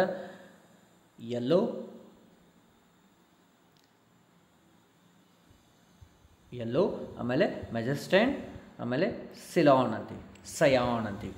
ಇಲ್ಲಿ ಯೆಲ್ಲೋ ಯಾವ ರೀತಿ ಬರುತ್ತೆ? ಗ್ರೀನ್ ಪ್ಲಸ್ ಆರ್, ಇದು B+R, ಇದು B+G ಅಂತೀವಿ. ಬಿ ಅಂದರೆ ಬ್ಲೂ ಗ್ರೀನ್ ಗೊತ್ತದಲ್ಲ. ಹಾಂ, ಪ್ರಾಥಮಿಕ ಬಣ್ಣಗಳು ವೆರಿ ವೆರಿ ಇಂಪಾರ್ಟೆಂಟ್. ಕೆಲವೊಂದು ಬೇರೆ ಬೇರೆ ಪರೀಕ್ಷೆಗಳಲ್ಲಿ ದ್ವಿತೀಯ ಬಣ್ಣಗಳನ್ನು ಕೇಳ್ತಾರೆ. ಮಿಶ್ರ ಬಣ್ಣಗಳು ಹೆಂಗೆ ಅದು ಇಲ್ಲಿ ಚಿತ್ರ ಅದು ನೋಡಿರಿ. ಬೇಕಿದ್ದರೆ ನೀವು ಸ್ಕ್ರೀನ್ಶಾಟ್ ಹೊಡೆದು ಇಟ್ಕೋರಿ. ಹೆಂಗೆ ಆಗ್ಯಾವ ಪ್ರಾಥಮಿಕ ಬಣ್ಣಗಳು, ಆಮೇಲೆ ಎಲ್ಲೋ ಹೆಂಗಾಯಿತು, ಆಮೇಲೆ ಮೆಜೆಂಟೈನ್ ಹೆಂಗಾಯಿತು, ನಸುಗೆಂಪು ಅಂತೀವಿ, ಮೆಜೆಂಟೈನ್ಗೆ ಕನ್ನಡದಾಗ ಏನಂತೀವಿ ನಸುಗೆಂಪು. ಕಲರ್ಗಳು ಹೆಂಗೆ ಅದು ಒಂದು ಸರ್ಕಲ್ ತೆಗೆದು ಅಲ್ಲೆಲ್ಲವೂ ನಿಮ್ಗೆ ನಾನು ಅರ್ಥ ಮಾಡಿಸಿ, ಬೇಕಿದ್ದರೆ ನೀವು ಇದನ್ನು ನೋಡ್ಕೋಬೋದು. ಓಕೆ, ಈ ರೀತಿ ನಿಮಗೆ ಬೆಳಕು ಟಾಪಿಕಲ್ಲಿ ಈ ರೀತಿ ಕ್ವಶನ್ಗಳನ್ನು ಅದಾವ. Sir Isaac Newton, C V Raman ಅವರು ಬೆಳಕಿನ ಚದುರುವಿಕೆ ಬಗ್ಗೆ ಹೇಳಿದ್ರು. ಇದೊಂದು ನೆನಪಿಟ್ಕೊಂಡ್ಬಿಡ್ರಿ, ಬೆಳಕಿನ ಚದುರುವಿಕೆ ಇಲ್ಲ ಐತೆ ನೋಡ್ರಿ, ಬೆಳಕಿನ ಚದುರುವಿಕೆ ಇದನ್ನು ಹೇಳಿದವರು ಯಾರು? Sir C V Raman. ಇದಕ್ಕೆ ರಾಮನ್ ಪರಿಣಾಮ ಅಂತೀವಿ. ಇದರಗೋಸ್ಕರ 1930ರಲ್ಲಿ ನೊಬೆಲ್ ಅವಾರ್ಡನ್ನು ಸಿಗುತ್ತೆ. ಇವರಿಗೆ ನೊಬೆಲ್ ಅವಾರ್ಡ ಸಿಗುತ್ತೆ. ಇಷ್ಟು ಬೆಳಕು ಟಾಪಿಕ್ ಸಂಬಂಧಪಟ್ಟಂತೆ ನಿಮಗೆ ಇರಲಿ. ಇನ್ನೂ ಸ್ವಲ್ಪ ಐತೆ ನೋಡಿರಿ. ರಾಮನ್ ಅವರಿಗೆ ರಾಮನ್ ಪರಿಣಾಮ ಆರಂಭದ ದಿನಾಂಕದ ಫೆಬ್ರವರಿ 28 ನಮ್ಮ ರಾಷ್ಟ್ರೀಯ ವಿಜ್ಞಾನ ದಿನ ಅಂಥೇಳಿ ಆಚರಣೆ ಮಾಡ್ತೀವಿ. ಇದನ್ನು ಕೂಡ ದಿನಗಳು GKಗಳಲ್ಲಿ ಈ ಪ್ರಶ್ನೆ ಬರತತಿ. ಫೆಬ್ರವರಿ 28 ನಮ್ಮ ರಾಷ್ಟ್ರೀಯ ವಿಜ್ಞಾನ ದಿನ. ಯಾಕೆ ಹೇಳ್ರಿ? ರಾಮಣ್ಣವರು ತಮ್ಮ ಬೆಳಕಿನ ಪರಿಮಾಣವನ್ನು ಅವತ್ತು ಆರಂಭ ಮಾಡಿದ್ದು, ರಾಮನ್ ಪರಿಣಾಮವನ್ನು ಆರಂಭ ಮಾಡಿದ ದಿನಾಂಕ. ಅಂತಾರಾಷ್ಟ್ರೀಯ ವಿಜ್ಞಾನ ದಿನವನ್ನು ನವೆಂಬರ್ 10ರಂದು ಮಾಡ್ತೀವಿ. ಅಂತಾರಾಷ್ಟ್ರೀಯ ಭೌತಶಾಸ್ತ್ರ ವರ್ಷ 2005ರಂದು ಮಾಡ್ತೀವಿ. ಈ ಭೌತಶಾಸ್ತ್ರ ವರ್ಷ ಆಲ್ಬರ್ಟ್ ಐನ್ಸ್ಟೀನ್ ಅವರು ತಮ್ಮ ದ್ವಿತೀಯ ವಿದ್ಯುತ್ ಪರಿಣಾಮಕ್ಕೆ ಪಾರಿತೋಷಕ ತೆಗೆದುಕೊಂಡ 1905ಕ್ಕೆ 100 ವರ್ಷದ ಸಂಭ್ರಮವನ್ನು ಆಚರಣೆ ಮಾಡ್ತೀವಿ. ಗೊತ್ತಾಯ್ತಾ? ಎಲ್ಲವೂ ಇಂಪಾರ್ಟೆಂಟ್ ಪಾಯಿಂಟ್ಸೇ ಲಾಸ್ಟಿಗೆ ಕೊಟ್ಟಿದ್ದೀನಿ. ಅದೇ ರೀತಿ ನೆಕ್ಸ್ಟು ಅಂತಾರಾಷ್ಟ್ರೀಯ ಶಬ್ದದ ವರ್ಷ 2020. ಅದೇ ರೀತಿ ಬೆಳಗ್ಗೆ ಹಾಗೂ ಸಂಜೆ ಸಮಯದಲ್ಲಿ ಸೂರ್ಯನ ಬಣ್ಣ ಕೆಂಪು, ಏಕೆಂದರೆ ಬೆಳಕಿನ ಚದುರುವಿಕೆ. ಕೇಳ್ಯಾರ ಕ್ವಶನ್, ಬೆಳಕಿನ ಚದುರುವಿಕೆ. ಆಮೇಲೆ ಗಗನನೌಕೆಯಲ್ಲಿ ಚಲಿಸುತ್ತಿರುವ ವ್ಯಕ್ತಿಗೆ ಆಕಾಶದ ಬಣ್ಣ ಹೇಗೆ ಕಾಣುತ್ತದೆ? ಕಪ್ಪು ಕಾಣುತ್ತದೆ. ಯಾಕಂತಂದರೆ ಬೆಳಕಿನ ಚದುರುವಿಕೆ ನಿರ್ವಾತದಲ್ಲಿ ಇರುವುದಿಲ್ಲ. ಗೊತ್ತಾಯಿತು? ಇವೆಲ್ಲವೂ ಕ್ವಶನ್ ಅರೈಸ್ ಆಗಿದ್ದು. ಲಾಸ್ಟ್ ಪಾಯಿಂಟು ನೀವು ಅದಕ್ಕೆ ಕೊನೆವರೆಗೂ ನೋಡಂತ ಯಾಕೆ ಇದಕ್ಕೆ ಹೇಳ್ತವ್ರಿ. ಬೆಳಕಿನ ವ್ಯತೀಕರಣ, ಇಂಟರ್ಫರೆನ್ಸ್ ಆಫ್ ಲೈಟು, ಬೆಳಕಿನ ವ್ಯತೀಕರಣ ಅಂತೀವಿ. ನೀರಿನ ಮೇಲೆ ತೆಳುವಾದ ಜಡ್ಡಿನ ಪದರವು ನಿರ್ಮಿಸವಾಗುತ್ತೆ, ಅದು ಏನಂತೀವಿ ನಾವು. ಈಗ ರೋಡ್ ಮೇಲೆ ಹೋಗಿರ್ತೀರಿ ನೀವು, ರೋಡ್ ಮೇಲೆ ಹೋಗಾಗ ದೂರಿಂದ ನೋಡಿದಾಗ ರೋಡ್ ಮೇಲೆ ಏನೋ ಆಯಿಲ್ ಟೈಪ್ ಕಾಣುತ್ತಲ್ಲ, ಅದೇ ಇಂಟರ್ಫರೆನ್ಸ್ ಆಫ್ ಲೈಟ್, ವ್ಯತೀಕರಣ ಅಂತೀವಿ ನೋಡ್ರಿ. ಗೊತ್ತಾಯಿತು? ಇದೇ ಈ ಕೊಟ್ಟಾರ. ಮಳೆಗಾಲದಲ್ಲಿ ಪೆಟ್ರೋಲ್ ಉತ್ಪನ್ನಗಳು ರಸ್ತೆಯ ಮೇಲೆ ಹರಿದಾಡಿದಾಗ ಬಣ್ಣದ ಕಲರವ ಕಾಣುತ್ತದೆ. ಇರಲಿ, ಸೋಪಿನ ನೀರಿನ ಗುಳ್ಳೆಗಳ ಮೇಲೆ ಬಣ್ಣದ ಕಲರವ ಕಾಣುತ್ತದೆ, ಅದು ನೋಡ್ರಿ. ಗೊತ್ತಾಯ್ತಾ? ಬೆಳಕಿನ ಹರಡುವಿಕೆ ಅಂತ ಬರುತ್ತೆ. ಇದು ಕೂಡ ವೆರಿ ವೆರಿ ಇಂಪಾರ್ಟೆಂಟು, ನಿಮಗೆ ಗೊತ್ತಿರಬೇಕು. ಈಗ ಫಾರ್ ಎಕ್ಸಾಂಪಲ್ ಬೆಳಕು ಹರಡ್ತದೆ ಹೆಂಗೆ? ಈಗ ನೋಡ್ರಿ, ಕೆಂಪು ಗುಲಾಬಿಯಲ್ಲಿ ಪತನಗೊಂಡ ಬಿಳಿ ಬೆಳಕು. ಈಗ ಯಾವುದೋ ಒಂದು ಕೆಂಪು ಕಲರ್ ಗುಲಾಬಿ ಇದೆ, ಅಲ್ಲಿ ಬಿಳಿ ಕಲರ್ ಬಣ್ಣ ಹೋಗಿತ್ತು. ಬಿಳಿ ಕಿರಣದಲ್ಲಿ ಕೆಂಪು ಬಣ್ಣವನ್ನು ಹೊರತುಪಡಿಸಿ ಉಳಿದೆಲ್ಲ ಬಣ್ಣವನ್ನು ಹೀರಿಕೊಂಡು ಕೆಂಪು ಬಣ್ಣ ನೀಡುತ್ತದೆ. ಈಗ ನಮಗೆ ಗುಲಾಬಿ ಕೆಂಪು ಯಾಕೆ ಕಾಣುತ್ತೆ ಹೇಳ್ರಿ? ಅಲ್ಲಿ ಎಲ್ಲ ಬಣ್ಣಗಳನ್ನು ಅದ್ರ ಮೇಲೆ ಬಿದ್ದಂತಹ ಬೆಳಕು ಅಲ್ಲಿ ಉಳಿದ ಬಣ್ಣಗಳನ್ನೆಲ್ಲ ಹಿರ್ಕೊಂಡು ಅದಕ್ಕೆ ಕೆಂಪು ಬಣ್ಣವನ್ನು ಮಾತ್ರ ಬಿಟ್ಟಾಗ ಅದು ಕೆಂಪು ಬಣ್ಣದಲ್ಲಿ ಕಾಣುತ್ತೆ. ಟೋಟಲ್ ಇಂಟರ್ನಲ್ ರಿಫ್ರಾಕ್ಷನ್, ಸಂಪೂರ್ಣ ಆಂತರಿಕ ಪ್ರತಿಫಲನ ಅಂತೀವಿ. ಇದು ಎಲ್ಲೆಲ್ಲಿ ಅಳವಡಿಕೆ ಮಾಡ್ತೀವಿ ಅಂತಂದ್ರೆ ಗೊತ್ತಿರಬೇಕು. ವಜ್ರದ ಹೊಳೆಯುವಿಕೆ, ಮರೀಚಿಕೆ ಅಂತೀವಿಲ್ಲ, ಮರುಭೂಮಿ ಮತ್ತು ರಸ್ತೆಗಳ ಮೇಲೆ ಉಂಟಾಗುತ್ತೆ, ಅದು ಮರೀಚಿಕೆ. ರಸ್ತೆಗಳ ವಿಭಜನೆಯಲ್ಲಿ ವಾಹನಗಳ ಇಂಡಿಕೇಟರ್ಗಳಲ್ಲಿ ಬಳಸಲಾಗುತ್ತದೆ. ದ್ವಿತೀಯ ತಂತುಗಳಲ್ಲಿ OFC, ಆಪ್ಟಿಕಲ್ ಫೈಬರ್ ಕೇಬಲ್ಸ್ ಅಂತೀವಿ, ಇದು ಗೊತ್ತಿರಬೇಕು ನೋಡಿ. ಆಪ್ಟಿಕಲ್ ಫೈಬರ್ ಕೇಬಲ್ಸಲ್ಲಿ ನಾವು ಟೋಟಲ್ ಇದರ ಒಟ್ಟು ಆಂತರಿಕ ಪ್ರತಿಫಲನವಾಗಿ ನಾವು ಅಲ್ಲಿ ಉಪಯೋಗ ಮಾಡ್ತೀವಿ. ಅದೇ ರೀತಿ ವೈದ್ಯಕೀಯ ಕ್ಷೇತ್ರಗಳಲ್ಲಿ ಎಂಡೋಸ್ಕೋಪಿಕ್ಗಳಲ್ಲಿ TV ಸಿಗ್ನಲ್ ರವಾನೆ ಮಾಡಲು, ನೌಕೆಗಳ ತಾಪಮಾನ ಪತ್ತೆ ಹಚ್ಚಲು ಇವೆಲ್ಲವೂ ಟೋಟಲ್ ಇಂಟರ್ನಲ್ ರಿಫ್ಲೆಕ್ಷನ್ ಅನ್ನಾಗಿ ಯೂಸ್ ಮಾಡ್ತಾರೆ. ಓಕೆ, ಇಷ್ಟು ನಿಮ್ಮದು ಫಿಸಿಕ್ಸ್ ಸಂಬಂಧಪಟ್ಟಂತೆ ಟೋಟಲ್ 8 ಟಾಪಿಕ್ಕು. ನೀವು ಯಾವುದೇ ಎಕ್ಸಾಮ್ ಬರೆದಿ, ಅದೇ ರೀತಿ ಅಗ್ನಿಗೆ ಸಂಬಂಧಪಟ್ಟಂತೆ ಇಷ್ಟು ಮಾಡಿದ್ರೆ ನೀವಂತೂ ಫಿಸಿಕ್ಸ್ ಒಳಗೆ ಏನು ಬೇಕಾಗಿಲ್ಲ. ಆಲ್ಮೋಸ್ಟ್ ಎಲ್ಲವೂ ಕವರ್ ಮಾಡಿದ್ದೀನಿ 8 ಟಾಪಿಕಲ್ಲಿ. ಅದೇ ರೀತಿ ಎಲ್ಲರೂ ವಿಡಿಯೋವನ್ನು ಫುಲ್ಲಾಗಿ ನೋಡ್ಕೊರಿ. ಓಕೆ, ಕ್ಲಾಸಲ್ಲಿ ಇವು 4 ಟಾಪಿಕ್ಗಳನ್ನು ಮಾಡಿದ್ದೀವಿ. ಇನ್ನೂ ಯಾರು ನೋಡಿಲ್ಲಲ್ಲ ಅವರೆಲ್ಲರೂ ನೋಡಿರಿ. ಅದೇ ರೀತಿ ನಿಮ್ಮ ಫ್ರೆಂಡ್ಸ್ಗಳಿಗೂ ಶೇರ್ ಮಾಡಿರಿ, ಅವರಿಗೂ ಕೂಡ ಹೆಲ್ಪ್ ಆಗಲಿ. ಎಕ್ಸಾಮ್ ಸಮೀಪದ. ಅದೇ ರೀತಿ ನಿಮ್ದು ಏನೇ ಕ್ವಶನ್ಸ್ ಇದ್ರೂ ನಂಗೆ ಸೆಂಡ್ ಮಾಡಿ, ನಾನು ಸಾಲ್ವ್ ಮಾಡಿ ಕಳಿಸ್ತೀನಿ. ಆಲ್ಮೋಸ್ಟ್ ಎಲ್ಲರಿಗೂ ಕಳಿಸಿದ್ದೀನಿ. ಅದೇ ರೀತಿ ಇದು ಯಾವುದು ಮೆನ್ಸುಲೇಷನ್ ಬಗ್ಗೆ ಹೇಳಂತೀರಿ, ಅದು ಕೂಡ ಪ್ರಿಪ್ರೇಷನ್ ಮಾಡ್ತೀನಿ. ಕ್ವಶನ್ಗಳು ರೆಡಿ ಮಾಡತ್ತೀನಿ, ಅದನ್ನು ಕೂಡ ಒಂದು ಕ್ಲಾಸನ್ನು ಮಾಡ್ತೀನಿ. ಅದೇ ರೀತಿ ಸಬ್ಸ್ಕ್ರೈಬ್ ಯಾರು ಮಾಡಿಲ್ಲಲ್ಲ ಇನ್ನು ಸಬ್ಸ್ಕ್ರೈಬ್ ಮಾಡ್ಕೋರಿ. SSC JD ಗೆ ಸಂಬಂಧಪಟ್ಟಂತೆ ಅದು ಕೂಡ ಕ್ಲಾಸ್ ಮಾಡ್ತೀನಿ, ಅದು ಕೂಡ ಮಾಡ್ತೀನಿ. ಓಕೆ, ಮುಂದಿನ ಕ್ಲಾಸಲ್ಲಿ ಮತ್ತೆ ಭೇಟಿ ಆಗ್ತೀನಿ. ಜೈ ಹಿಂದ್.